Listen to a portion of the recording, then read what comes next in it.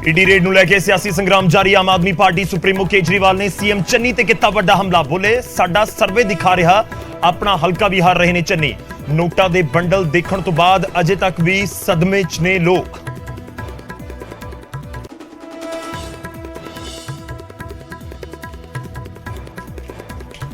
ਵਿਰੋਧੀਆਂ ਦੇ ਹਮਲਿਆਂ ਦੇ ਵਿਚਾਲੇ ਆਪਣੇ ਹਲਕੇ ਦੇ ਵਿੱਚ ਪ੍ਰਚਾਰ ਸ਼ੁਰੂ ਕਰ ਰਹੇ ਸੀਐਮ ਚੰਨੀ ਚਮਕੌਰ ਸਾਹਿਬ ਦੇ ਵਿੱਚ ਗੁਰੂ ਘਰ 'ਚ ਹੋਏ ਨਤਮਸਤਕ।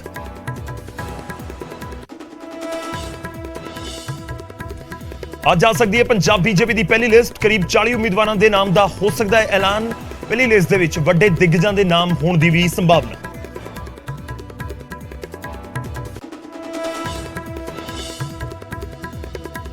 ਕਾਦੀਆਂ ਦੇ ਵਿੱਚ ਨਹੀਂ ਹੋਵੇਗਾ ਬਾਜਵਾ ਵਰਸਸ ਬਾਜਵਾ ਮੁਕਾਬਲਾ। ਸੂਤਰਾਂ ਮੁਤਾਬਕ ਬੀਜੇਪੀ ਫਤਿਹਜੰਗ ਬਾਜਵਾ ਨੂੰ ਕਿਸੇ ਹੋਰ ਹਲਕੇ ਤੋਂ ਦੇਣ ਜਾ ਰਹੀ ਹੈ ਟਿਕਟ। ਕਾਂਗਰਸ ਨੇ ਕਾਦੀਆਂ ਤੋਂ ਪ੍ਰਤਾਪ ਬਾਜਵਾ ਨੂੰ ਉਤਾਰਿਆ ਹੈ ਮੈਦਾਨ ਵਿੱਚ। ਦੇਸ਼ ਭਰ ਦੇ ਵਿੱਚ ਕੋਰੋਨਾ ਦੇ ਕਰੀਬ 3.5 ਲੱਖ ਨਵੇਂ ਕੇਸ ਆਏ ਸਾਹਮਣੇ। ਐਕਟਿਵ ਕੇਸਾਂ ਦਾ ਅੰਕੜਾ 20 ਲੱਖ ਤੋਂ ਪਾਰ। ਪੰਜਾਬ ਦੇ ਵਿੱਚ 24 ਘੰਟਿਆਂ 'ਚ 31 ਕੋਵਿਡ ਮਰੀਜ਼ਾਂ ਦੀ ਮੌਤ, 8000 ਨਵੇਂ ਕੇਸ। ਗੁਪਤ ਅਤੇ ਅਹਿਮ ਦਸਤਾਵੇਜ਼ ਸ਼ੇਅਰ ਕਰਨ ਦੇ ਲਈ ਸਰਕਾਰੀ ਅਧਿਕਾਰੀ ਨਹੀਂ ਕਰ ਸਕਣਗੇ WhatsApp, Telegram ਜਿਹੀਆਂ ਐਪਸ ਦਾ ਇਸਤੇਮਾਲ। ਸੂਤਰਾਂ ਮੁਤਾਬਕ ਸੂਚਨਾ ਲੀਕ ਹੋਣ ਤੋਂ ਰੋਕਣ ਦੇ ਲਈ ਕੇਂਦਰ ਸਰਕਾਰ ਨੇ ਜਾਰੀ ਕੀਤੀਆਂ ਗਾਈਡਲਾਈਨਸ। ਵੀਡੀਓ ਕਾਨਫਰੰਸਿੰਗ ਅਤੇ ਵਰਕ ਫਰੋਮ ਹੋਮ ਵਾਲੇ ਅਫਸਰਾਂ ਨੂੰ ਵੀ ਕਰਨੀ ਹੋਵੇਗੀ ਪਾਲਣਾ।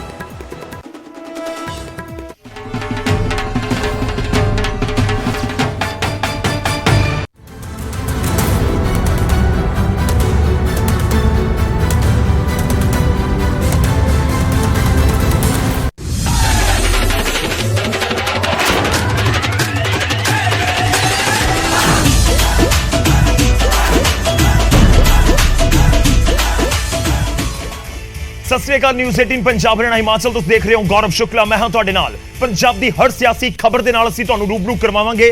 ਪੰਜਾਬ ਦੇ ਵਿੱਚ ਇਸ ਸਮੇਂ ਸਿਆਸਤ ਈਡੀ ਦੇ ਮੁੱਦੇ ਨੂੰ ਲੈ ਕੇ, ਈਡੀ ਦੇ ਛਾਪਿਆਂ ਨੂੰ ਲੈ ਕੇ, ਬਰਾਮਦ ਹੋਏ ਨੋਟਾਂ ਦੀਆਂ ਤਸਵੀਰਾਂ ਨੂੰ ਲੈ ਕੇ ਭਖੀ ਹੋਈ ਹੈ। ਸ਼ੁਰੂਆਤ ਵੱਡੀ ਖਬਰ ਤੋਂ ਕਰਨ ਜਾ ਰਹੇ ਹਾਂ। ਈਡੀ ਦੇ ਉੱਤੇ, ਈਡੀ ਦੇ ਛਾਪਿਆਂ ਦੇ ਉੱਤੇ ਪੰਜਾਬ ਦੇ ਵਿੱਚ ਇਸ ਸਮੇਂ ਸਿਆਸੀ ਸੰਗਰਾਮ ਜਾਰੀ ਹੈ। ਔਰ ਦਿਨ ਦੀ ਵੱਡੀ ਖਬਰ ਇਹ ਹੈ ਕਿ Aam Aadmi party ED raid ਨੂੰ ਲੈ ਕੇ ਖਾਸ ਤੌਰ ਤੇ ਸੀਐਮ ਚੰਨੀ ਦੇ ਖਿਲਾਫ ਮੋਰਚਾ ਖੋਲ ਰਹੀ ਹੈ। ਜੋ ਲਗਾਤਾਰ ਬਿਆਨ ਤੇ ਤਸਵੀਰਾਂ ਸਾਹਮਣੇ ਆ ਰਹੀਆਂ ਨੇ। ਕੇਜਰੀਵਾਲ ਨੇ ਮੁੱਖ ਮੰਤਰੀ ਚੰਨੀ ਦੇ ਉੱਤੇ ਵੱਡਾ ਹਮਲਾ ਕੀਤਾ ਹੈ ਤੇ ਕਿਹਾ ਹੈ ਕਿ ਆਮ ਆਦਮੀ ਪਾਰਟੀ ਦਾਅਵਾ ਕਰ ਰਹੀ ਹੈ, ਕੇਜਰੀਵਾਲ ਦਾਅਵਾ ਕਰ ਰਹੇ ਨੇ ਕਿ ਸਾਡਾ ਸਰਵੇ ਦੱਸ ਰਿਹਾ ਹੈ ਕਿ ਚੰਨੀ ਆਪਣੀ ਸੀਟ ਹਾਰ ਰਹੇ ਨੇ, ਚਮਕੌਰ ਸਾਹਿਬ ਵਾਲੀ ਸੀਟ ਹਾਰ ਰਹੇ ਨੇ। ਤਾਂ ਵੱਡੀ ਗੱਲ ਹੈ ਕਿ ਬਾਕੀ ਪੰਜਾਬ ਦੇ ਵਿੱਚ ਕੋਈ ਇੰਨਾ ਵੱਡਾ ਸਿਆਸੀ ਉਲਟਫੇਰ ਹੋ ਸਕਦਾ ਹੈ ਜਿੱਥੇ ਜਾ ਕੇ ਮੁੱਖ ਮੰਤਰੀ ਆਪਣੀ ਹੀ ਸੀਟ ਹਾਰ ਜਾਣ। ਚੰਨੀ ਤੇ ਵੱਡਾ ਹਮਲਾ ਕਰਦੇ ਹੋਏ ਕੇਜਰੀਵਾਲ ਨਜ਼ਰ ਆ ਰਹੇ ਨੇ ਤੇ ਕਹਿ ਰਹੇ ਨੇ ਕਿ ਸਾਡਾ ਸਰਵੇ ਦਿਖਾ ਰਿਹਾ ਹੈ ਕਿ ਆਪਣਾ ਹਲਕਾ ਵੀ ਹਾਰ ਰਹੇ ਨੇ ਚਰਨਜੀਤ ਸਿੰਘ ਚੰਨੀ। ਈਡੀ ਦੇ ਵੱਲੋਂ ਬਰਾਮਦ ਨੋਟਾਂ ਦੇ ਬੰਡਲ ਦੇਖ ਕੇ ਲੋਕ ਸਦਮੇ ਦੇ ਵਿੱਚ ਨੇ। ਮੰਗਲਵਾਰ ਨੂੰ ਈਡੀ ਦੇ ਵੱਲੋਂ ਛਾਪੇ ਮਾਰੇ ਗਏ। ਈਡੀ ਦੇ ਵੱਲੋਂ ਵੱਖ-ਵੱਖ ਥਾਵਾਂ ਦੇ ਉੱਤੇ ਛਾਪੇਮਾਰੀ ਕੀਤੀ ਗਈ ਤੇ ਮੁੱਖ ਮੰਤਰੀ ਦੇ ਭਾਣਜੇ, ਮੁੱਖ ਮੰਤਰੀ ਦੀ ਪਤਨੀ ਦੇ ਭਾਣਜੇ ਦੇ ਖਿਲਾਫ ਵੀ ਐਕਸ਼ਨ ਹੋਇਆ। ਤੇ ਉਸ ਐਕਸ਼ਨ ਦੇ ਵਿਚਾਲੇ ਤੁਹਾਨੂੰ ਦੱਸ ਦਈਏ ਕਿ ਜੋ ਜਾਣਕਾਰੀਆਂ ਨਿਕਲ ਕੇ ਸਾਹਮਣੇ ਆਈਆਂ ਕਿ ਕਰੀਬ 10 ਕਰੋੜ ਰੁਪਏ ਦਾ ਕੈਸ਼ ਬਰਾਮਦ ਕੀਤਾ ਗਿਆ ਈਡੀ ਦੇ ਵੱਲੋਂ।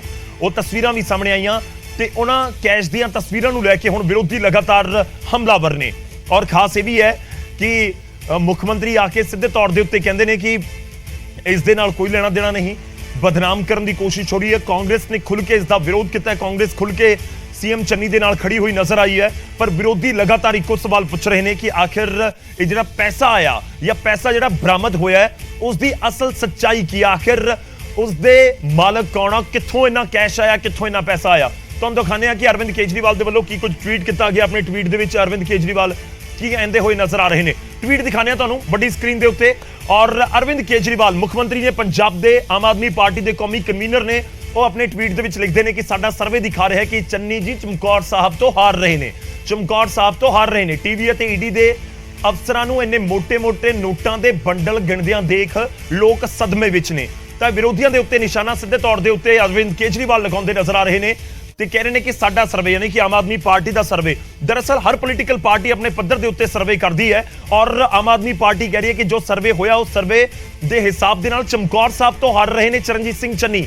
ਇਹ ਕੇਜਰੀਵਾਲ ਕਹਿੰਦੇ ਹੋਏ ਨਜ਼ਰ ਆ ਰਹੇ ਨੇ। ਬਹੁਤ ਵੱਡੀ ਗੱਲ ਹੈ ਕਿਉਂਕਿ ਵਿਧਾਨ ਸਭਾ ਹਲਕਾ ਜਦੋਂ ਹੁੰਦਾ ਔਰ ਸੀਐਮ ਜਿੱਥੋਂ ਹੋਣ ਤਾਂ ਬਹੁਤ ਸੇਫ ਸੀਟ ਗਿਣੀ ਜਾਂਦੀ ਹੈ, ਸੇਫ ਸੀਟ ਮੰਨੀ ਜਾਂਦੀ ਹੈ। ਪਰ ਇਸ ਸਮੇਂ ਕੇਜਰੀਵਾਲ ਕਹਿ ਰਹੇ ਨੇ ਕਿ ਉਹ ਆਪਣਾ ਹਲਕਾ ਹਾਰ ਰਹੇ ਨੇ। ਖੈਰ ਆਮ ਆਦਮੀ ਪਾਰਟੀ ਦੇ ਦਾਅਵੇ ਨੇ, ਆਮ ਆਦਮੀ ਪਾਰਟੀ ਦਾ ਸਰਵੇ ਦਾ ਜ਼ਿਕਰ ਹੋ ਰਿਹਾ, ਪਰ ਗੱਲ ਇਹੀ ਹੈ ਕਿ ਆਖਿਰ वाकई इन्नी वड्डी गल हो सकती है। सियासत है, इत्थे कुछ भी हो सकता है क्योंकि 2000 ਜਿਹੜੇ 17 ਦੇ ਇਲੈਕਸ਼ਨ ਹਿਮਾਚਲ ਪ੍ਰਦੇਸ਼ ਦੇ ਵਿੱਚ ਹੋਏ ਸੀ ਉੱਥੇ ਮੁੱਖ ਮੰਤਰੀ ਆਪਣੀ ਕੁਰਸੀ ਹਾਰ ਗਏ ਸੀ, ਆਪਣੀ ਸੀਟ ਹਾਰ ਗਏ ਸੀ।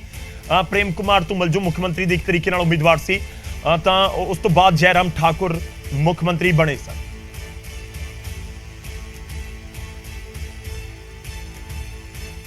ਤਾਂ ਲੈ ਕੇ ਚੱਲਦੇ ਹਾਂ ਤੁਹਾਨੂੰ ਚਮਕੌਰ ਸਾਹਿਬ। ਇੱਕ ਪਾਸੇ ਚਮਕੌਰ ਸਾਹਿਬ ਦੀ ਸੀਟ ਨੂੰ ਲੈ ਕੇ ਵੀ ਖੂਬ ਹਲਚਲ ਹੈ ਤਾਂ ਦੂਜੇ ਪਾਸੇ ਤਸਵੀਰਾਂ ਤੁਹਾਨੂੰ ਦਿਖਾਣੇ ਆ। ਇਸ ਸਮੇਂ ਮੁੱਖ ਮੰਤਰੀ ਖੁਦ ਚਮਕੌਰ ਸਾਹਿਬ ਪਹੁੰਚੇ ਹੋਏ ਨੇ, ਆਪਣੇ ਹਲਕੇ ਦੇ ਵਿੱਚ ਪ੍ਰਚਾਰ ਦਾ ਆਗਾਜ਼ ਕਰ ਰਹੇ ਨੇ ਤੇ ਤੁਹਾਨੂੰ ਦੱਸ ਦਈਏ ਕਿ ਗੁਰਦੁਆਰਾ ਸਾਹਿਬ ਪਹੁੰਚੇ ਨੇ, ਇੱਥੇ ਨਤਮਸਤਕ ਹੋਏ ਨੇ, ਅਰਦਾਸ ਕਰ ਰਹੇ ਨੇ। ਉੱਥੇ ਦੀਆਂ ਇਸ ਸਮੇਂ ਲਾਈਵ ਤਸਵੀਰਾਂ ਅਸੀਂ ਤੁਹਾਨੂੰ ਦਿਖਾ ਰਹੇ ਹਾਂ। ਵਿਰੋਧੀਆਂ ਦੇ ਹਮਲਿਆਂ ਦੇ ਵਿਚਾਲੇ ਆਪਣੇ ਹਲਕੇ ਦੇ ਵਿੱਚ ਪ੍ਰਚਾਰ ਕਰਨ ਦੇ ਲਈ ਮੁੱਖ ਮੰਤਰੀ ਪਹੁੰਚੇ ਹੋਏ ਨੇ। ਇੱਕ ਵਾਰੀ ਸੁਣਦੇ ਹਾਂ ਕਿ ਉੱਥੇ ਅਰਦਾਸ ਹੋਈ। ਭਾਉ ਕਲਾ ਅਗਨ ਤਬਤਾਉ ਭਾਂਡਾ ਭਾਉ ਅੰਮ੍ਰਿਤ ਟਟਾਲ ਘੜੀਐ ਸ਼ਬਦ ਸੱਚੀ ਟਕਸਾਲ ਜਿਨ ਕਾ ਨਦਰ ਕਰਮ ਤਿਨ ਕਾਰ ਨਾਨਕ ਨਦਰੀ ਨਦਰ ਨਿਹਾਲ। ਸ਼ਲੋਕ ਪਵਨ ਗੁਰੂ ਪਾਣੀ ਪਿਤਾ ਮਾਤਾ ਧਰਤ ਮਹਤ ਦਿਵਸ ਰਾਤ ਦੋਇ ਦਾਈ ਦਾਇਆ ਖੇਲਾ ਸਗਲ ਜਗਤ ਚੰਗਿਆਈਆਂ ਬੁਰਿਆਈਆਂ ਵਾਚਾ ਧਰਮ ਦੂਰ ਕਰਮੀ ਆਪੋ ਆਪਣੀ ਕੀਨੇ ਰੱਖੇ ਦੂਰ ਜਿਨੇ ਨਾਮ ਤੇ ਆਇਆ ਗਈ ਮਸਕਤ ਕਾਲ ਨਾਨਕ ਤੇ ਮੁਖ ਬੁਝਲੇ ਕੀਤੀ ਛੁਟੀ ਨਾਲ ਸੋਦਰਾ ਗਿਆ ਸਮਲਾ ਪਹਿਲਾ ਇੱਕ ਓੰਕਾਰ ਸਤਿਗੁਰ ਪ੍ਰਸਾਦ ਸੋਦਰ ਤੇਰਾ ਕਿਹਾ ਸੋ ਕਰਕੇ ਅੱਜ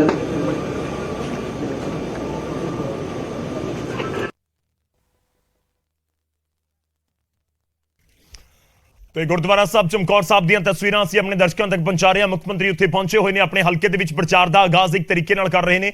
ਸਿੱਧਾ ਰੁਕ ਕਰਦੇ ਹਾਂ, ਸਾਡੇ ਸਹਿਯੋਗੀ ਇਸ ਸਮੇਂ ਫੋਨ ਲਾਈਨ ਤੇ ਸਾਡੇ ਨਾਲ ਨੇ। ਅਮਨ ਭਾਰਦਵਾਜ। ਅਮਨ, ਕੀ ਕੁਝ ਇਸ ਸਮੇਂ ਉੱਥੇ ਤੁਸੀਂ ਦੇਖ ਪਾ ਰਹੇ ਹੋ? ਅੱਜ ਸੀਐਮ ਦਾ ਆਪਣੇ ਹਲਕੇ ਦੇ ਵਿੱਚ ਪ੍ਰਚਾਰ ਦਾ ਆਗਾਜ਼ ਕਰਨ ਦਾ ਪੂਰਾ ਪ੍ਰੋਗਰਾਮ ਹੈ। ਕੀ ਕੁਝ ਸੀਐਮ ਦਾ ਉੱਥੇ ਪ੍ਰੋਗਰਾਮ ਹੈ? ਗੌਰਵ, ਅੱਜ ਤੋਂ ਕਹੀਏ ਤਾਂ ਮੁੱਖ ਮੰਤਰੀ ਚਰਨਜੀਤ ਚੰਨੀ ਦੀ ਉਹਨਾਂ ਦੇ ਹਲਕੇ ਦੀ ਜਿਹੜੀ ਹੈ ਉਹ ਸਿਆਸੀ ਤੌਰ ਤੇ ਸ਼ੁਰੂਆਤ ਹੋਈ ਹੈ ਚੋਣਾਂ ਨੂੰ ਲੈ ਕੇ, ਕਿਉਂਕਿ ਪ੍ਰਚਾਰ ਦਾ ਜਿਹੜਾ ਵਿਗੁਲ ਹੈ ਉਹ ਵਜਾਇਆ। ਔਰ ਪਹਿਲਾਂ ਤੋਂ ਹੀ ਇੱਥੇ ਜਾਣਕਾਰੀ ਦੇ ਰਹੇ ਸੀਗੇ ਕਿ ਇਹ ਪਾਰਟਿਕੂਲਰ ਉਹ ਪੈਲੇਸ ਹੈ, ਉਹ ਥਾਂ ਹੈ ਜਿੱਥੋਂ ਪਹਿਲਾਂ ਤੋਂ ਕਈ ਸਾਲਾਂ ਤੋਂ ਜਿਹੜਾ ਹੈ ਜਦੋਂ ਵੀ ਚੋਣਾਂ ਦੇ ਬਾਬਤ ਕੋਈ ਸ਼ੁਰੂਆਤ ਕਰਨੀ ਹੁੰਦੀ ਹੈ ਤਾਂ ਅਖੰਡ ਪਾਠ ਜਿਹੜਾ ਹੈ ਉਹ ਰਖਵਾਇਆ ਜਾਂਦਾ ਹੈ। ਔਰ ਉसी ਦੇ ਚੱਲਦੇ ਅੱਜ ਵੀ ਜਿਹੜੀ ਸ਼ੁਰੂਆਤ ਹੈ, ਚਾਹੇ ਉਹ ਪ੍ਰਚਾਰ ਕਰਨਾ ਹੈ, ਚਾਹੇ ਕੋਈ ਮੀਟਿੰਗ ਕਰਨੀ ਹੈ, ਤਾਂ ਚਰਨਜੀਤ ਚੰਨੀ ਆਪਣੇ ਹਲਕੇ ਤੋਂ ਜੋ ਸ਼ੁਰੂਆਤ ਹੋਈ ਹੈ ਉਹ ਅਖੰਡ ਪਾਠ ਦੇ ਜ਼ਰੀਏ ਹੋਈ ਹੈ। ਔਰ 2 ਦਿਨ ਇਹ ਪਾਠ ਚੱਲੇਗਾ। ਔਰ ਹੁਣ ਵੀ ਪਿਛਲੇ ਕਹੀਏ ਤਾਂ ਅੱਧੇ ਘੰਟੇ ਤੋਂ ਪਹਿਲਾਂ ਹੀ ਜਿਹੜਾ ਹੈ ਉਹ ਮੁੱਖ ਮੰਤਰੀ ਇੱਥੇ ਪਹੁੰਚੇ। ਔਰ ਕਰੁਣਾਤਮਕ ਇੱਕ ਝਲਕ ਜ਼ਰੂਰ ਆ ਰਹੀ ਹੈ ਚਰਨਜੀਤ ਚੰਨੀ ਉਹਨਾਂ ਦੀ। ਔਰ ਨਾਲ ਉਹਨਾਂ ਦੇ ਜਿਹੜੇ ਪੁੱਤਰ ਨੇ ਨਵਜੀਤ ਉਹ ਮੌਜੂਦ ਨੇ, ਅਲਕਾ ਲਾਂਬਾ ਮੌਜੂਦ ਨੇ। ਔਰ ਅਖੰਡ ਪਾਠ ਜਿੱਥੇ ਚੱਲ ਰਿਹਾ ਹੈ ਉੱਥੇ ਨਤਮਸਤਕ ਹੋ ਕੇ ਮੱਥਾ ਟੇਕ ਕੇ ਜਿਹੜੀ ਹੈ ਉਹ ਸ਼ੁਰੂਆਤ ਕੀਤੀ ਹੈ ਤਾਂ ਕਿ ਤਮਾਮ, ਕਿਉਂਕਿ ਐਲੀਗੇਸ਼ਨ ਜਿਹੜੇ ਨੇ ਉਹ ਸਿਆਸੀ ਤੌਰ ਤੇ ਲੱਗਦੇ ਆ ਰਹੇ ਨੇ, ਲੇਕਿਨ ਆਪਣੇ ਪੱਖੋਂ ਜਿਹੜਾ ਹੈ ਉਹ ਚਰਨਜੀਤ ਚੰਨੀ ਵੱਲੋਂ ਇੱਕ ਮੱਥਾ ਟੇਕ ਕੇ ਸੀ ਸ਼ੁਰੂਆਤ ਜਿਹੜੀ ਹੈ ਅਖੰਡ ਪਾਠ ਤੋਂ ਕੀਤੀ ਗਈ ਹੈ। ਔਰ ਇਸ ਤੋਂ ਪਹਿਲਾਂ ਵੀ ਇੱਥੇ ਜਿਹੜੇ ਉਹਨਾਂ ਦੇ ਸਮਰਥਕ ਨੇ, ਲੋਕ ਨੇ, ਉਹ ਦੱਸਦੇ ਸੀਗੇ ਕਿ ਪਹਿਲਾਂ ਜਦੋਂ ਵੀ ਪ੍ਰਚਾਰ ਸ਼ੁਰੂ ਕਰਨਾ ਹੁੰਦਾ ਜਾਂ ਚਰਨਜੀਤ ਚੰਨੀ ਨੇ ਆਪਣੇ ਹਲਕੇ ਤੋਂ ਸ਼ੁਰੂਆਤ ਕਰਨੀ ਹੈ ਤਾਂ ਇਸੀ ਥਾਂ ਤੇ ਜਿਹੜਾ ਜਗਦੀਪ ਪੈਲੇਸ ਹੈ ਥਾਂ, ਉੱਥੇ ਇਹ ਪਾਠ ਰਖਵਾਇਆ ਗਿਆ। ਔਰ ਇਸ ਤੋਂ ਪਹਿਲਾਂ ਵੀ ਪਾਠ ਜਿਹੜਾ ਹੈ ਉਹ ਚਰਨਜੀਤ ਚੰਨੀ ਰਖਵਾਉਂਦੇ ਆਏ ਨੇ, ਉਹਨਾਂ ਦੇ ਸਮਰਥਕ ਰਖਵਾਉਂਦੇ ਆਏ ਨੇ। ਔਰ ਤਮਾਮ ਉਹਨਾਂ ਦੇ ਹਲਕੇ ਦੇ ਲੋਕ ਨਾਲ ਮੌਜੂਦ ਨੇ, ਹੁੰਗਾਰਾ ਭਰ ਕੇ ਜ਼ਰੂਰ ਨਾਲ ਮੌਜੂਦ ਨੇ ਉਹ ਵੀ। ਔਰ ਸਾਫ਼ ਤੌਰ ਤੇ ਮੱਥਾ ਟੇਕਿਆ ਗਿਆ ਹੈ ਉਹਨਾਂ ਵੱਲੋਂ। ਔਰ ਇੱਕ ਚੰਗੀ ਸ਼ੁਰੂਆਤ ਕਰਨ ਦਾ ਸੁਨੇਹਾ ਜ਼ਰੂਰ ਚਰਨਜੀਤ ਚੰਨੀ ਵੱਲੋਂ ਜਿਹੜਾ ਹੈ ਉਹ ਗੌਰਵ ਦਿੱਤਾ ਜਾ ਰਿਹਾ ਹੈ। ਠੀਕ ਹੈ, ਤਾਂ ਆਪਣੇ ਹਲਕੇ ਦੇ ਵਿੱਚ ਸਰਗਰਮ ਨਜ਼ਰ ਆ ਰਹੇ ਨੇ ਹੁਣ ਮੁੱਖ ਮੰਤਰੀ ਚੰਨੀ ਤਾਂ ਰਸਮੀ ਤੌਰ ਤੇ, ਕਿਉਂਕਿ ਪ੍ਰਚਾਰ ਤਾਂ ਜਦੋਂ ਵੀ ਜਾਂਦੇ ਨੇ ਤਾਂ ਇੱਕ ਤਰੀਕੇ ਨਾਲ ਪ੍ਰਚਾਰ ਤਾਂ ਜਾਰੀ ਰਹਿੰਦਾ ਹੀ ਹੈ, ਪਰ ਇਹ ਰਸਮੀ ਤੌਰ ਦੇ ਉੱਤੇ ਗੁਰੂ ਘਰ ਨਤਮਸਤਕ ਹੋ ਕੇ ਅਰਦਾਸ ਕਰਵਾਈ ਤੇ ਉਸ ਤੋਂ ਬਾਅਦ ਇਹ ਪ੍ਰਚਾਰ ਦਾ ਆਗਾਜ਼ ਹੋਇਆ। ਸ਼ੁਕਰੀਆ ਅਮਨ, ਧੰਨਵਾਦ ਸਾਡੇ ਨਾਲ ਜੁੜਨ ਦੇ ਲਈ। ਤਾਂ ਸੀਐਮ ਅੱਜ ਆਪਣੇ ਹਲਕੇ ਦੇ ਵਿੱਚ ਨੇ, ਚਮਕੌਰ ਸਾਹਿਬ ਤੋਂ ਲਗਾਤਾਰ ਜਿੱਤ ਹਾਸਲ ਕਰਦੇ ਆਏ ਨੇ। 2007, 2012, 2017 ਤੇ ਹੁਣ 2022 ਦੀ ਚੁਣੌਤੀ। 2007 ਤੋਂ 17 ਤੱਕ ਪਹੁੰਚਦੇ ਆ ਕਹੀਏ ਕਿ 22 ਤੱਕ ਪਹੁੰਚਦੇ ਇੱਕ ਵਿਧਾਇਕ ਤੋਂ ਇੱਕ ਆਜ਼ਾਦ ਉਮੀਦਵਾਰ ਦੇ ਤੌਰ ਦੇ ਉੱਤੇ ਮੈਦਾਨ 'ਚ ਨਿਤਰਨ ਤੋਂ ਜਿੱਤਣ ਤੋਂ ਲੈ ਕੇ ਸੂਬੇ ਦੀ ਮੁੱਖ ਮੰਤਰੀ ਦੀ ਕੁਰਸੀ ਤੱਕ ਚਰਨਜੀਤ ਸਿੰਘ ਚੰਨੀ ਪਹੁੰਚ ਗਏ ਤਾਂ ਲਾਜ਼ਮੀ ਤੌਰ ਦੇ ਉੱਤੇ ਇੱਕ ਵੱਡਾ ਇੱਕ ਮੁਕਾਮ ਉਹਨਾਂ ਦੇ ਲਈ ਹੈ। ਪਰ ਚਰਨਜੀਤ ਚੰਨੀ ਦੇ ਲਈ ਚਮਕੌਰ ਸਾਹਿਬ ਦੀ ਫਾਈਟ ਵੀ ਲਾਜ਼ਮੀ ਤੌਰ ਤੇ ਕਰੜੀ ਰਹਿ ਸਕਦੀ ਹੈ। ਜਿਸ ਤਰੀਕੇ ਨਾਲ ਇਸ ਸਮੇਂ ਪੰਜਾਬ ਦੇ ਵਿੱਚ ਬਹੁਕੋਣੀ ਮੁਕਾਬਲਾ ਨਜ਼ਰ ਆਉਂਦਾ ਹੈ। ਇਹ ਲਗਾਤਾਰ ਜ਼ਿਕਰ ਹੋ ਰਿਹਾ ਕਿ ਕੋਈ ਬਹੁਤ ਵੱਡੀਆਂ ਜਿੱਤਾਂ ਇਸ ਵਾਰ 20-25 ਹਜ਼ਾਰ ਵਾਲੀਆਂ ਜਿੱਤਾਂ ਸ਼ਾਇਦ ਨਾ ਹੋਣ, ਕਿਉਂਕਿ ਜੋ ਸਮੀਕਰਨ ਬਣ ਰਹੇ ਨੇ ਉਹ ਥੋੜੇ ਜਿਹੇ ਵੱਖਰੇ ਨਜ਼ਰ ਆਉਂਦੇ ਨੇ। ਖੈਰ ਅਗਲੀ ਖਬਰ ਦਾ ਰੁਖ ਕਰਦੇ ਹਾਂ। ਅਗਲੀ ਖਬਰ ਬੀਜੇਪੀ ਦੇ ਨਾਲ ਜੁੜੀ ਹੋਈ। ਬੀਜੇਪੀ ਦੀ ਲਿਸਟ ਉਮੀਦਵਾਰਾਂ ਦੀ ਅੱਜ ਆ ਸਕਦੀ ਹੈ। ਵੱਡੀ ਖਬਰ ਅੱਜ ਦੀ ਤੁਹਾਨੂੰ ਦੱਸਦੀ ਹੈ, ਅੱਜ ਆ ਸਕਦੀ ਹੈ ਬੀਜੇਪੀ ਉਮੀਦਵਾਰਾਂ ਦੀ ਪਹਿਲੀ ਸੂਚੀ। ਹੁਣ ਤੱਕ ਬੀਜੇਪੀ ਨੇ ਆਪਣੇ ਉਮੀਦਵਾਰਾਂ ਦਾ ਐਲਾਨ ਨਹੀਂ ਕੀਤਾ ਹੈ ਔਰ 25 ਤਰੀਕ ਤੋਂ ਨਾਮਜ਼ਦਗੀਆਂ ਦਾ ਦੌਰ ਵੀ ਸ਼ੁਰੂ ਹੋ ਰਿਹਾ। ਇਨਫੈਕਟ ਅੱਜ ਤੋਂ ਹੀ ਪਹਿਲਾਂ ਹੋਣਾ ਸੀ ਜਦੋਂ 14 ਫਰਵਰੀ ਨੂੰ ਇਲੈਕਸ਼ਨ ਹੋਣੇ ਸੀ, ਪਰ ਹੁਣ ਤੁਹਾਨੂੰ ਦੱਸ ਦਈਏ ਕਿ ਲਿਸਟ ਬੀਜੇਪੀ ਦੀ ਅੱਜ ਆ ਸਕਦੀ ਹੈ। 40 ਨਾਮ ਹੋ ਸਕਦੇ ਨੇ ਪਹਿਲੀ ਲਿਸਟ ਦੇ ਵਿੱਚ। ਬੀਜੇਪੀ ਕੈਪਟਨ ਅਮਰਿੰਦਰ ਸਿੰਘ ਦੀ ਪੰਜਾਬ ਲੋਕ ਕਾਂਗਰਸ ਤੇ ਉਸ ਤੋਂ ਬਾਅਦ ਸੁਖਦੇਵ ਸਿੰਘ ਢੀਂਡਸਾ ਦੀ ਜਿਹੜੀ ਪਾਰਟੀ ਹੈ ਉਹਨਾਂ ਦੇ ਵੱਲੋਂ ਗਠਜੋੜ ਦੇ ਤੌਰ ਦੇ ਉੱਤੇ ਮੈਦਾਨ ਦੇ ਵਿੱਚ ਉਤਰਿਆ ਗਿਆ ਹੈ। ਤਾਂ ਅੱਜ ਲਿਸਟ ਦੇ ਵਿੱਚ ਕਿਹੜੇ-ਕਿਹੜੇ ਹਲਕਿਆਂ ਦਾ ਜ਼ਿਕਰ ਹੋਵੇਗਾ, ਕਿਉਂਕਿ ਹੁਣ ਤੱਕ ਇਹ ਵੀ ਕਲੀਅਰ ਨਹੀਂ ਕੀਤਾ ਗਿਆ ਇਸ ਗਠਜੋੜ ਦੇ ਵਿੱਚ ਕਿ ਕੌਣ ਕਿੰਨੀਆਂ ਸੀਟਾਂ ਦੇ ਉੱਤੇ ਚੋਣ ਮੈਦਾਨ 'ਚ ਉਤਰੇਗਾ, ਕਿਹੜੀਆਂ-ਕਿਹੜੀਆਂ ਸੀਟਾਂ ਹੋਣਗੀਆਂ।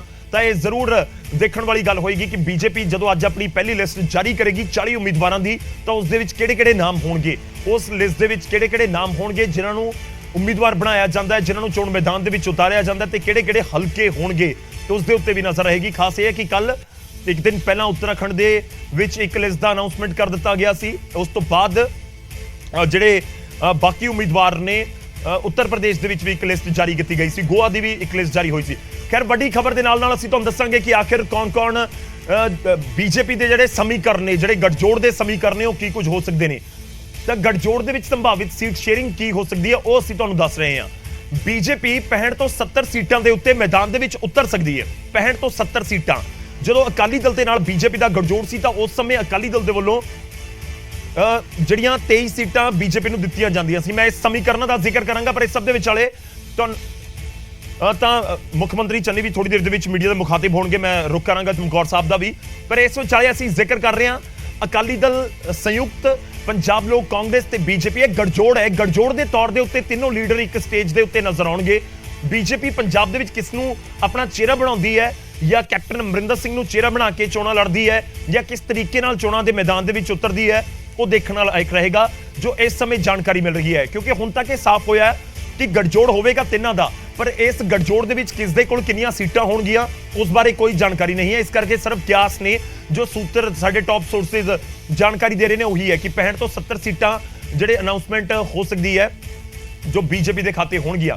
ਹੁਣ ਇਹ ਵੀ ਤੁਹਾਨੂੰ ਦੱਸਦੇ ਹਾਂ ਕਿ ਆਖਿਰ ਕਿਹੜੀ ਸੀਟ ਕਿਹੜੀ ਪਾਰਟੀ ਦੇ ਵੱਲੋਂ ਕਿੰਨੇ ਉਮੀਦਵਾਰਾਂ ਦਾ ਐਲਾਨ ਕਰ ਦਿੱਤਾ ਗਿਆ ਹੈ। ਤਾਂ ਕਾਂਗਰਸ, ਆਮ ਆਦਮੀ ਪਾਰਟੀ, ਉਸ ਤੋਂ ਬਾਅਦ ਬੀਐਸਪੀ, ਸ਼੍ਰੋਮਣੀ ਅਕਾਲੀ ਦਲ ਤੇ ਬੀਜੇਪੀ ਤੇ ਫਿਰ ਐਸਐਸਐਮ, ਇਹਨਾਂ ਦੇ ਵੱਲੋਂ ਜਿਹੜੀਆਂ ਸੀਟਾਂ ਦੇ ਉੱਤੇ ਆਪਣੇ ਉਮੀਦਵਾਰ ਐਲਾਨ ਦਿੱਤੇ ਗਏ ਨੇ, ਮੈਂ ਉਹਨਾਂ ਦਾ ਜ਼ਿਕਰ ਕਰ ਰਿਹਾ। ਕਾਂਗਰਸ ਨੇ ਇੱਕੋ ਲਿਸਟ ਜਾਰੀ ਕੀਤੀ, 86 ਉਮੀਦਵਾਰਾਂ ਦਾ ਨਾਮ ਉਸ ਦੇ ਵਿੱਚ ਲਿਆ ਕੇ ਲੋਕਾਂ ਦੇ ਸਾਹਮਣੇ ਰੱਖ ਦਿੱਤਾ। 117 ਦੇ ਵਿੱਚੋਂ ਕਾਂਗਰਸ ਦਾ ਕਿਸੇ ਨਾਲ ਗਠਜੋੜ ਨਹੀਂ, 31 ਸੀਟਾਂ ਦੇ ਉੱਤੇ ਉਮੀਦਵਾਰ ਐਲਾਨਣੇ ਨੇ। ਇਹ ਵੀ ਜਾਣਕਾਰੀ ਮਿਲ ਰਹੀ ਹੈ ਕਿ ਸ਼ਨੀਵਾਰ ਨੂੰ ਬਾਕੀ ਦੇ 31 ਉਮੀਦਵਾਰਾਂ ਦੇ ਨਾਮ ਵੀ ਕਾਂਗਰਸ ਦੇ ਵੱਲੋਂ ਸਾਹਮਣੇ ਰੱਖ ਦਿੱਤੇ ਜਾਣਗੇ।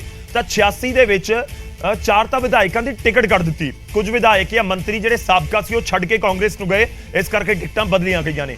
ਉਸ ਤੋਂ ਬਾਅਦ ਅਸੀਂ ਗੱਲ ਕਰੀਏ ਆਮ ਆਦਮੀ ਪਾਰਟੀ ਦੀ, 113 ਸੀਟਾਂ ਦੇ ਉੱਤੇ ਆਮ ਆਦਮੀ ਪਾਰਟੀ ਦੇ ਵੱਲੋਂ ਆਪਣੇ ਉਮੀਦਵਾਰਾਂ ਦਾ ਐਲਾਨ ਕਰ ਦਿੱਤਾ ਗਿਆ। 117 ਦੇ ਵਿੱਚੋਂ ਮੈਂ ਵਾਪਸ ਉਸ ਕੋਸ਼ਿਸ਼ ਕਰਾਂਗਾ ਗ੍ਰਾਫਿਕ ਦੇ ਉੱਤੇ ਆ ਸਕਾਂ। ਤੇ ਉਸ ਤੋਂ ਬਾਅਦ ਬੀਐਸਪੀ, ਸ਼੍ਰੋਮਣੀ ਅਕਾਲੀ ਦਲ ਦੇ ਵੱਲੋਂ ਕਰੀਬ 114 ਸੀਟਾਂ ਦੇ ਉੱਤੇ ਆਪਣੇ ਉਮੀਦਵਾਰ ਐਲਾਨ ਦਿੱਤੇ ਗਏ ਨੇ। ਇਹ ਵੀ ਖਾਸ ਹੈ ਕਿ 20 ਸੀਟਾਂ ਦੇ ਉੱਤੇ ਸ਼੍ਰੋਮਣੀ ਅਕਾਲੀ ਦਲ ਲੜੇਗਾ ਤੇ ਬਾਕੀ ਸੀਟਾਂ ਦੇ ਉੱਤੇ ਮਾਫੀ ਚਾਹੂੰਗਾ 20 ਸੀਟਾਂ ਦੇ ਉੱਤੇ ਬਹੁਜਨ ਸਮਾਜ ਪਾਰਟੀ ਲੜੇਗੀ ਤੇ ਬਾਕੀ ਸੀਟਾਂ ਦੇ ਉੱਤੇ ਸ਼੍ਰੋਮਣੀ ਅਕਾਲੀ ਦਲ, ਯਾਨੀ ਕਿ 97 ਸੀਟਾਂ ਦੇ ਉੱਤੇ। ਅਕਾਲੀ ਦਲ ਦੀਆਂ ਵੀ 2-3 ਸੀਟਾਂ ਨੇ ਜਿਨ੍ਹਾਂ ਦੇ ਉੱਤੇ ਅਨਾਉਂਸਮੈਂਟ ਨਹੀਂ ਕੀਤੀ। ਉਹਨਾਂ ਦੇ ਵਿੱਚੋਂ ਇੱਕ ਅੰਮ੍ਰਿਤਸਰ ਈਸਟ, ਇੱਕ ਲੰਬੀ, ਇਹ ਦੋਵੇਂ ਹਲਕੇ ਹੈਗੇ ਨੇ। ਅੰਮ੍ਰਿਤਸਰ ਈਸਟ ਨਵਜੋਤ ਸਿੰਘ ਸਿੱਧੂ ਦਾ ਹੈ। ਕਿਆਸ ਰਾਈਆਂ ਨੇ ਕਿ ਉੱਥੋਂ ਬਿਕਰਮ ਮਜੀਠੀਆ ਮੈਦਾਨ ਦੇ ਵਿੱਚ ਉਤਰ ਸਕਦੇ ਨੇ, ਇੱਕ ਮਜੀਠਾ ਹਲਕਾ ਔਰ ਦੂਜਾ ਅੰਮ੍ਰਿਤਸਰ ਈਸਟ। ਦੋਵੇਂ ਹਲਕਿਆਂ ਦੇ ਵਿੱਚ ਬਿਕਰਮ ਮਜੀਠੀਆ ਦੇ ਵੱਲੋਂ ਚੋਣ ਮੈਦਾਨ ਦੇ ਵਿੱਚ ਉਤਰਿਆ ਜਾ ਸਕਦਾ ਹੈ। ਤੇ ਜੋ ਮੈਂ ਜ਼ਿਕਰ ਕਰ ਰਿਹਾ ਕਿ ਸ਼੍ਰੋਮਣੀ ਅਕਾਲੀ ਦਲ ਤੇ ਬਸਪਾ ਦੇ ਵੱਲੋਂ ਜਿਹੜੇ 94+14 ਹੁਣ ਤੱਕ ਉਮੀਦਵਾਰਾਂ ਦੀ ਅਨਾਉਂਸਮੈਂਟ ਕਰ ਦਿੱਤੀ ਗਈ ਹੈ ਔਰ ਬੀਐਸਪੀ 6 ਉਮੀਦਵਾਰਾਂ ਦਾ ਨਾਮ ਐਲਾਨਣਾ ਬਾਕੀ ਹੈ ਤੇ 3 ਸ਼੍ਰੋਮਣੀ ਅਕਾਲੀ ਦਲ ਦੇ ਵੱਲੋਂ ਵੀ ਐਲਾਨੇ ਜਾਣੇ ਨਾਮ ਅਜੇ ਬਾਕੀ ਨੇ। ਇੱਥੇ ਬੀਜੇਪੀ ਪਲੱਸ ਜਿਹੜੇ ਹੈਗੇ ਨੇ, ਬੀਜੇਪੀ ਦਾ ਗਠਜੋੜ ਜਿਹੜਾ, ਉਹਨਾਂ ਦੇ ਵੱਲੋਂ ਹੁਣ ਤੱਕ ਕੋਈ ਵੀ ਖਾਸ ਇਹ ਹੈ ਕਿ ਕੋਈ ਵੀ ਹੁਣ ਤੱਕ ਇਹਨਾਂ ਦੇ ਵੱਲੋਂ ਆਪਣੇ ਉਮੀਦਵਾਰਾਂ ਦਾ ਐਲਾਨ ਕੋਈ ਵੀ ਇੱਕ ਟਿਕਟ ਦੇ ਉੱਤੇ ਨਹੀਂ ਕੀਤਾ ਗਿਆ, ਜਦਕਿ ਸੰਯੁਕਤ ਮੋਰਚਾ ਵੀ ਇਸ ਵਾਰ ਮੈਦਾਨ ਦੇ ਵਿੱਚ ਹੈ। ਸੰਯੁਕਤ ਮੋਰਚੇ ਦਾ ਗਠਜੋੜ ਹੈ ਐਸਐਸਐਮ ਤੇ ਐਸਐਸਪੀ, ਸੰਯੁਕਤ ਸਮਾਜ ਮੋਰਚਾ ਤੇ ਸੰਯੁਕਤ ਸਮਾਜ ਪਾਰਟੀ ਚੜੂਨੀ ਵਾਲਾ ਜਿਹੜਾ ਧੜਾ ਹੈ ਉਸ ਦੇ ਨਾਲ। ਉਹਨਾਂ ਨੂੰ 10 ਸੀਟਾਂ ਦਿੱਤੀਆਂ ਗਈਆਂ ਨੇ, 9 ਦੇ ਉੱਤੇ ਉਮੀਦਵਾਰ ਉਹਨਾਂ ਨੇ ਐਲਾਨ ਦਿੱਤੇ ਨੇ। ਭੁਲੱਥ ਦੀ ਸੀਟ ਹੀ ਬਾਕੀ ਹੈ ਜਿੱਥੇ ਸੰਯੁਕਤ ਸਮਾਜ ਪਾਰਟੀ ਦੇ ਵੱਲੋਂ ਆਪਣੇ ਉਮੀਦਵਾਰ ਐਲਾਨੇ ਜਾਣੇ ਨੇ। ਤਾਂ ਇਹ ਸਾਰੇ ਤੁਹਾਨੂੰ ਦੱਸ ਰਹੇ ਹਾਂ ਕਿ ਕਿਹੜੀ ਪਾਰਟੀ ਦੇ ਵੱਲੋਂ ਹੁਣ ਤੱਕ ਕਿੰਨੇ ਉਮੀਦਵਾਰ ਐਲਾਨ ਦਿੱਤੇ ਗਏ ਨੇ। ਕੋਸ਼ਿਸ਼ ਹੈ ਕਿ ਹਰ ਜਿਹੜਾ ਸਮੀਕਰਨ ਉਹ ਤੁਹਾਡੇ ਤੱਕ ਪਹੁੰਚਾ ਸਕੀਏ। ਕੁਝ ਹੋਰ ਗ੍ਰਾਫਿਕਸ ਦੇ ਜ਼ਰੀਏ ਤੁਹਾਡੇ ਤੱਕ ਪੰਜਾਬ ਦੇ ਸਮੀਕਰਨ ਪਹੁੰਚਾਵਾਂਗੇ, ਜਾਣਕਾਰੀ ਪਹੁੰਚਾਵਾਂਗੇ। ਕਾਂਗਰਸ ਦੇ ਵਿੱਚ ਟਿਕਟ ਨੂੰ ਲੈ ਕੇ ਜਿੱਥੇ ਕਲੇਸ਼ ਹੈ ਹੁਣ ਉਹ ਵੀ ਤੁਹਾਨੂੰ ਦਿਖਾਣੇ ਆ। ਪਹਿਲਾਂ ਵੀ ਗ੍ਰਾਫਿਕ ਤੁਸੀਂ ਦੇਖ ਰਹੇ ਸੀ ਤਾਂ ਜਿੱਥੇ ਜਿੱਥੇ ਕਲੇਸ਼ ਹੈ ਜਿਹੜੀਆਂ ਸੀਟਾਂ ਦੇ ਉੱਤੇ ਉਹ ਦਿਖਾ ਰਹੇ ਆ। ਬਟਾਲਾ ਤੋਂ ਕਹਿੰਦੇ ਨੇ ਜਿਹੜੇ ਤ੍ਰਿਪਤ ਰਜਿੰਦਰ ਬਾਜਵਾ ਕਿ ਮੈਨੂੰ ਟਿਕਟ ਦਿੱਤੀ ਜਾਵੇ। ਫਤਿਹਗੜ੍ਹ ਚੂੜੀਆਂ ਤੋਂ ਆਲਰੇਡੀ ਉਹਨਾਂ ਦੀ ਟਿਕਟ ਅਨਾਉਂਸ ਕਰ ਦਿੱਤੀ ਗਈ ਹੈ ਤਾਂ ਉੱਥੇ ਰੇਡਕਾ ਜੇ ਹੈ। ਬਟਾਲਾ ਤੋਂ ਹੁਣ ਕਿਸ ਨੂੰ ਐਲਾਨਿਆ ਜਾਵੇਗਾ? ਅਸ਼ਵਨੀ ਸੇਖੜੀ ਉੱਥੇ ਹੈਗੇ ਨੇ। ਅਟਾਰੀ ਤੋਂ ਵੀ ਇਸ ਸਮੇਂ ਜ਼ਰੂਰ ਇੱਕ ਤੁਸੀਂ ਕਹਿ ਸਕਦੇ ਹੋ ਕਿ ਦੁਚਿੱਤੀ ਵਾਲੀ ਸਥਿਤੀ ਕਾਂਗਰਸ ਦੇ ਵਿੱਚ ਨਜ਼ਰ ਆਉਂਦੀ ਹੈ। ਖੇਮਕਰਨ, ਅਟਾਰੀ, ਖਡੂਰ ਸਾਹਿਬ ਤੇ ਭੋਆ, ਇਹ ਸਾਰੇ ਜਿਹੜੇ ਕਾਂਗਰਸ ਦੇ ਜਿੱਤੇ ਹੋਏ ਹਲਕੇ ਨੇ ਉੱਥੇ ਇਸ ਸਮੇਂ ਜ਼ਰੂਰ ਕੁਝ ਨਾ ਕੁਝ ਕਾਂਗਰਸ ਤੁਸੀਂ ਕਹਿ ਸਕਦੇ ਹੋ ਕਿ ਸ਼ਸ਼ੋਪੰਜ ਦੇ ਵਿੱਚ ਹੈ। ਪਰ ਜਿਸ ਤਰੀਕੇ ਨਾਲ ਪਹਿਲੀ ਲਿਸਟ ਦੇ ਵਿੱਚ ਕਾਂਗਰਸ ਦਾ ਇੱਕ ਤੁਸੀਂ ਕਹਿ ਸਕਦੇ ਹੋ ਕਿ ਰੋਡ ਮੈਪ ਨਜ਼ਰ ਆਇਆ ਟਿਕਟਾਂ ਦੇਣ ਨੂੰ ਲੈ ਕੇ, ਤਾਂ ਕਾਂਗਰਸ ਨੇ ਨਾਰਾਜ਼ਗੀਆਂ ਨੂੰ ਦੂਰ ਰੱਖਣ ਦੀ ਕੋਸ਼ਿਸ਼ ਜ਼ਰੂਰ ਕੀਤੀ ਹੈ। ਨਵਜੋਤ ਸਿੰਘ ਸਿੱਧੂ ਦੀ ਸੀਟ ਮੰਡ ਦੇ ਵਿੱਚ ਖੂਬ ਬੇਸ਼ੱਕ ਚੱਲੀ ਹੋਵੇ, ਪਰ ਦੂਜੇ ਪਾਸੇ ਜਿਹੜੇ ਵਿਧਾਇਕ ਨੇ ਜ਼ਿਆਦਾ ਉਹਨਾਂ ਦੀਆਂ ਟਿਕਟਾਂ ਨਹੀਂ ਕੱਟੀਆਂ ਗਈਆਂ। ਜਿਹੜੇ ਕੈਪਟਨ ਦੇ ਕਰੀਬੀ ਸੀ ਉਹਨਾਂ ਨੂੰ ਵੀ ਮੈਦਾਨ ਦੇ ਵਿੱਚ ਉਤਾਰ ਦਿੱਤਾ ਗਿਆ। ਜਿਹੜੇ ਸਾਬਕਾ ਮੰਤਰੀ ਸੀ ਉਹਨਾਂ ਨੂੰ ਵੀ ਮੈਦਾਨ ਦੇ ਵਿੱਚ ਉਤਾਰਿਆ ਗਿਆ ਤੇ ਹੁਣ ਲਾਜ਼ਮੀ ਤੌਰ ਤੇ ਇੱਥੇ ਦੇਖਣਾ ਹੋਏਗਾ ਕਿ ਕੀ ਕੁਝ ਹੁੰਦਾ ਹੈ। ਇਹ ਜਿਹੜੀਆਂ ਸੀਟਾਂ ਤੁਹਾਨੂੰ ਦਿਖਾ ਰਹੇ ਹਾਂ, ਪਟਿਆਲਾ ਸ਼ਹਿਰੀ ਕੈਪਟਨ ਅਮਰਿੰਦਰ ਸਿੰਘ ਇੱਥੋਂ ਆਉਂਦੇ ਨੇ। ਸ਼ੁਤਰਾਣਾ ਤੋਂ ਜਿਹੜੇ ਵਿਧਾਇਕ ਆਉਂਦੇ ਨੇ ਉਹ ਖੁੱਲ੍ਹ ਕੇ ਕੈਪਟਨ ਦੇ ਖਿਲਾਫ, ਪਾਰਟੀ ਦੇ ਖਿਲਾਫ ਬੋਲਦੇ, ਖਾਸ ਤੌਰ ਤੇ ਕੈਪਟਨ ਦੇ ਖਿਲਾਫ ਬੋਲਦੇ ਨਜ਼ਰ ਆਏ ਸੀ। ਤਾਂ ਇੱਥੇ ਵੀ ਜ਼ਰੂਰ ਸਸਪੈਂਸ ਬਣਿਆ ਹੋਇਆ ਕਿ ਆਖਿਰ ਇੱਥੇ ਕੀ ਕੁਝ ਹੋਏਗਾ। ਜਿਹੜੀ ਕਾਂਗਰਸ ਦੇ ਵਿੱਚ ਟਿਕਟਾਂ ਦੇ ਉੱਤੇ ਅਨਾਉਂਸਮੈਂਟ ਬਾਕੀ ਹੈ ਉਹ ਤੁਹਾਨੂੰ ਦਿਖਾ ਰਹੇ ਹਾਂ। ਨਕੋਦਰ ਦੀ ਸੀਟ ਬਾਕੀ ਹੈ, ਬੰਗਾ ਦੀ ਸੀਟ ਬਾਕੀ ਹੈ, ਨਵਾਂ ਸ਼ਹਿਰ ਦੀ ਸੀਟ ਬਾਕੀ ਹੈ, ਖਰੜ ਦੀ ਸੀਟ ਬਾਕੀ ਹੈ। ਇੱਥੇ ਹੁਣ ਤੱਕ ਉਮੀਦਵਾਰਾਂ ਦਾ ਐਲਾਨ ਨਹੀਂ ਕੀਤਾ ਗਿਆ ਹੈ। ਪਟਿਆਲਾ ਸ਼ਹਿਰੀ ਦਾ ਮੈਂ ਜ਼ਿਕਰ ਕਰ ਰਿਹਾ ਸੀ, ਉੱਥੇ ਵੀ ਅਜੇ ਤੱਕ ਉਮੀਦਵਾਰ ਦਾ ਐਲਾਨ ਨਹੀਂ ਕੀਤਾ ਗਿਆ। 31 ਟੋਟਲ ਹਲਕੇ ਨੇ ਜਿੱਥੇ ਹੁਣ ਤੱਕ ਐਲਾਨ ਬਾਕੀ ਹੈ। ਤਾਂ ਇਹ ਉਹ ਹਲਕਿਆਂ ਦੇ ਵਿੱਚੋਂ 4 ਹਲਕੇ ਨੇ ਜਿੱਥੇ ਐਲਾਨ ਬਾਕੀ ਹੈ। ਇਹ ਵੀ ਹੈ ਕਿ ਜਿਹੜੇ ਮੌਜੂਦਾ ਵਿਧਾਇਕ ਬਾਕੀ ਹੈਗੇ ਨੇ, ਕਰੀਬ ਕੁਝ ਵਿਧਾਇਕ ਨੇ ਜਿਨ੍ਹਾਂ ਨੂੰ ਟਿਕਟ ਹੁਣ ਤੱਕ ਅਨਾਉਂਸ ਨਹੀਂ ਕੀਤੀ ਗਈ ਹੈ ਤੇ ਉਹਨਾਂ ਦੇ ਹਲਕੇ 'ਚ ਕੋਈ ਹੋਰ ਹੋਵੇਗਾ, ਇਹ ਵੀ ਹੁਣ ਤੱਕ ਅਨਾਉਂਸਮੈਂਟ ਨਹੀਂ ਕੀਤੀ ਗਈ ਹੈ। ਤਾਂ ਇਹ ਸਾਰੇ ਅਸੀਂ ਤੁਹਾਨੂੰ ਦੱਸ ਰਹੇ ਹਾਂ ਕਿ ਇਹਨਾਂ ਸੀਟਾਂ ਦੇ ਉੱਤੇ ਐਲਾਨ ਹੋਣੇ ਅਜੇ ਬਾਕੀ ਨੇ। ਤਾਂ ਕਾਂਗਰਸ ਦੇ ਵਿੱਚ ਟਿਕਟ ਦੇ ਲਈ ਕਲੇਸ਼ ਹੈ, ਪਰ ਹੋ ਸਕਦਾ ਕਿ ਸ਼ਨੀਵਾਰ ਨੂੰ ਇਹ ਤਸਵੀਰ ਸਾਫ਼ ਹੋ ਜਾਵੇ ਕਿ ਆਖਿਰ ਕਿਹੜੀ ਸੀਟ ਦੇ ਉੱਤੇ ਕਿਹੜਾ ਉਮੀਦਵਾਰ ਹੋਵੇਗਾ ਔਰ 31 ਸੀਟਾਂ ਜਿਹੜੀਆਂ ਹੈਗੀਆਂ ਨੇ ਉਹ ਕਿਸ ਤਰੀਕੇ ਦੇ ਨਾਲ ਐਲਾਨੀਆਂ ਜਾਂਦੀਆਂ ਨੇ। ਔਰ ਵੱਖ-ਵੱਖ ਜ਼ਿਲ੍ਹਿਆਂ ਦਾ ਵੀ ਹਾਲ ਅਸੀਂ ਤੁਹਾਨੂੰ ਦਿਖਾ ਰਹੇ ਹਾਂ। ਜਿਹੜੀਆਂ ਲੁਧਿਆਣੇ ਦੀਆਂ ਸੀਟਾਂ ਬਾਕੀ ਨੇ, ਲੁਧਿਆਣਾ ਜ਼ਿਲ੍ਹੇ ਦੀਆਂ, ਤਾਂ ਉਹ ਵੀ ਤੁਹਾਨੂੰ ਦੱਸਦੇ ਹਾਂ। ਸਮਰਾਲੇ ਦੀ ਸੀਟ ਅਜੇ ਐਲਾਨੀ ਜਾਣੀ ਬਾਕੀ ਹੈ, ਉੱਥੋਂ ਕਾਂਗਰਸ ਦੇ ਐਮਐਲਏ ਆਉਂਦੇ ਨੇ। ਸਾਹਨੇਵਾਲ ਦੀ ਸੀਟ ਅਜੇ ਬਾਕੀ ਹੈ। ਲੁਧਿਆਣਾ ਦੱਖਣੀ, ਲੁਧਿਆਣਾ ਸਾਊਥ ਅਜੇ ਬਾਕੀ ਹੈ। ਲੁਧਿਆਣਾ ਸਾਊਥ ਬਲਵਿੰਦਰ ਬੈਂਸ ਉੱਥੋਂ ਜਿੱਤੇ ਹੋਏ ਨੇ, ਸਿਮਰਜੀਤ ਬੈਂਸ ਦੇ ਭਰਾ। ਆਤਮਨਗਰ ਕਾਂਗਰਸ ਨੇ ਐਲਾਨ ਦਿੱਤੀ ਹੈ। ਗਿੱਲ ਵਿਧਾਨ ਸਭਾ ਹਲਕਾ ਇੱਥੋਂ ਕੁਲਦੀਪ ਵੈਦ ਆਉਂਦੇ ਨੇ, ਕਾਂਗਰਸ ਦੇ ਵਿਧਾਇਕ। ਇਹ ਸੀਟ ਅਜੇ ਐਲਾਨੀ ਜਾਣੀ ਬਾਕੀ ਹੈ ਤੇ ਜਗਰਾਉਂ ਦੀ ਸੀਟ ਵੀ ਐਲਾਨੀ ਜਾਣੀ ਅਜੇ ਬਾਕੀ ਹੈ। ਕਾਂਗਰਸ ਦੀਆਂ ਉਹ ਸੀਟਾਂ ਨੇ ਜਿੱਥੇ ਐਲਾਨ ਹੋਣਾ ਅਜੇ ਬਾਕੀ ਹੈ। ਉਸ ਤੋਂ ਬਾਅਦ ਫਿਰੋਜ਼ਪੁਰ ਦੀਆਂ ਸੀਟਾਂ ਜਿਹੜੀਆਂ ਹੈਗੀਆਂ ਨੇ ਉਹ ਵੀ ਤੁਹਾਨੂੰ ਦਿਖਾਉਂਦੇ ਹਾਂ। ਫਿਰੋਜ਼ਪੁਰ ਤੇ ਫਾਜ਼ਿਲਕਾ ਦੀਆਂ। ਫਿਰੋਜ਼ਪੁਰ ਦਿਹਾਤੀ ਅਜੇ ਐਲਾਨੀ ਜਾਣੀ ਬਾਕੀ ਹੈ। ਬਹੁਤ ਚਰਚਾ ਦੇ ਵਿੱਚ ਰਹੀ ਹੈ ਫਿਰੋਜ਼ਪੁਰ ਦਿਹਾਤੀ, ਕਿਉਂਕਿ ਆਮ ਆਦਮੀ ਪਾਰਟੀ ਦੇ ਜਿਹੜੇ ਇੱਥੇ ਕੈਂਡੀਡੇਟ ਸੀ ਉਹ ਛੱਡ ਕੇ ਬੀਜੇਪੀ ਦੇ ਵਿੱਚ ਆ ਗਏ, ਆਸ਼ੂ ਬਾਗੜ। ਤੇ ਜਦੋਂ ਕਾਂਗਰਸ ਦੇ ਵਿੱਚ ਜੁਆਇਨ ਹੋਏ ਤਾਂ ਤਕਰੀਬਨ ਉਸੇ ਸਮੇਂ ਸੀਐਮ ਨੇ ਐਲਾਨ ਕਰ ਦਿੱਤਾ ਸੀ ਕਿ ਇਹ ਹੋਣਗੇ ਉਮੀਦਵਾਰ। ਹਾਲਾਂਕਿ ਅਜੇ ਤੱਕ ਅਨਾਉਂਸਮੈਂਟ ਅਫੀਸ਼ੀਅਲ ਤੌਰ ਦੇ ਉੱਤੇ ਜਿਹੜੀ ਹੋਣੀ ਆ ਉਹ ਬਾਕੀ ਹੈ। ਇੱਥੋਂ ਆਸ਼ੂ ਬਾਂਗੜ ਹੀ ਤੁਹਾਨੂੰ ਚੋਣ ਲੜਦੇ ਹੋਏ ਕਾਂਗਰਸ ਵੱਲੋਂ ਨਜ਼ਰ ਆ ਸਕਦੇ ਨੇ। ਗੁਰੂ ਹਰਸਹਾਏ ਵੀ ਬਹੁਤ ਇੰਪੋਰਟੈਂਟ ਹੈ। ਗੁਰੂ ਹਰਸਹਾਏ ਰਾਣਾ ਸੋਢੀ ਦਾ ਵਿਧਾਨ ਸਭਾ ਹਲਕਾ ਹੈ, ਜੋ ਕੈਬਨਿਟ ਮੰਤਰੀ ਸੀ, ਛੱਡ ਕੇ ਬੀਜੇਪੀ ਦੇ ਵਿੱਚ ਸ਼ਾਮਲ ਹੋ ਗਏ।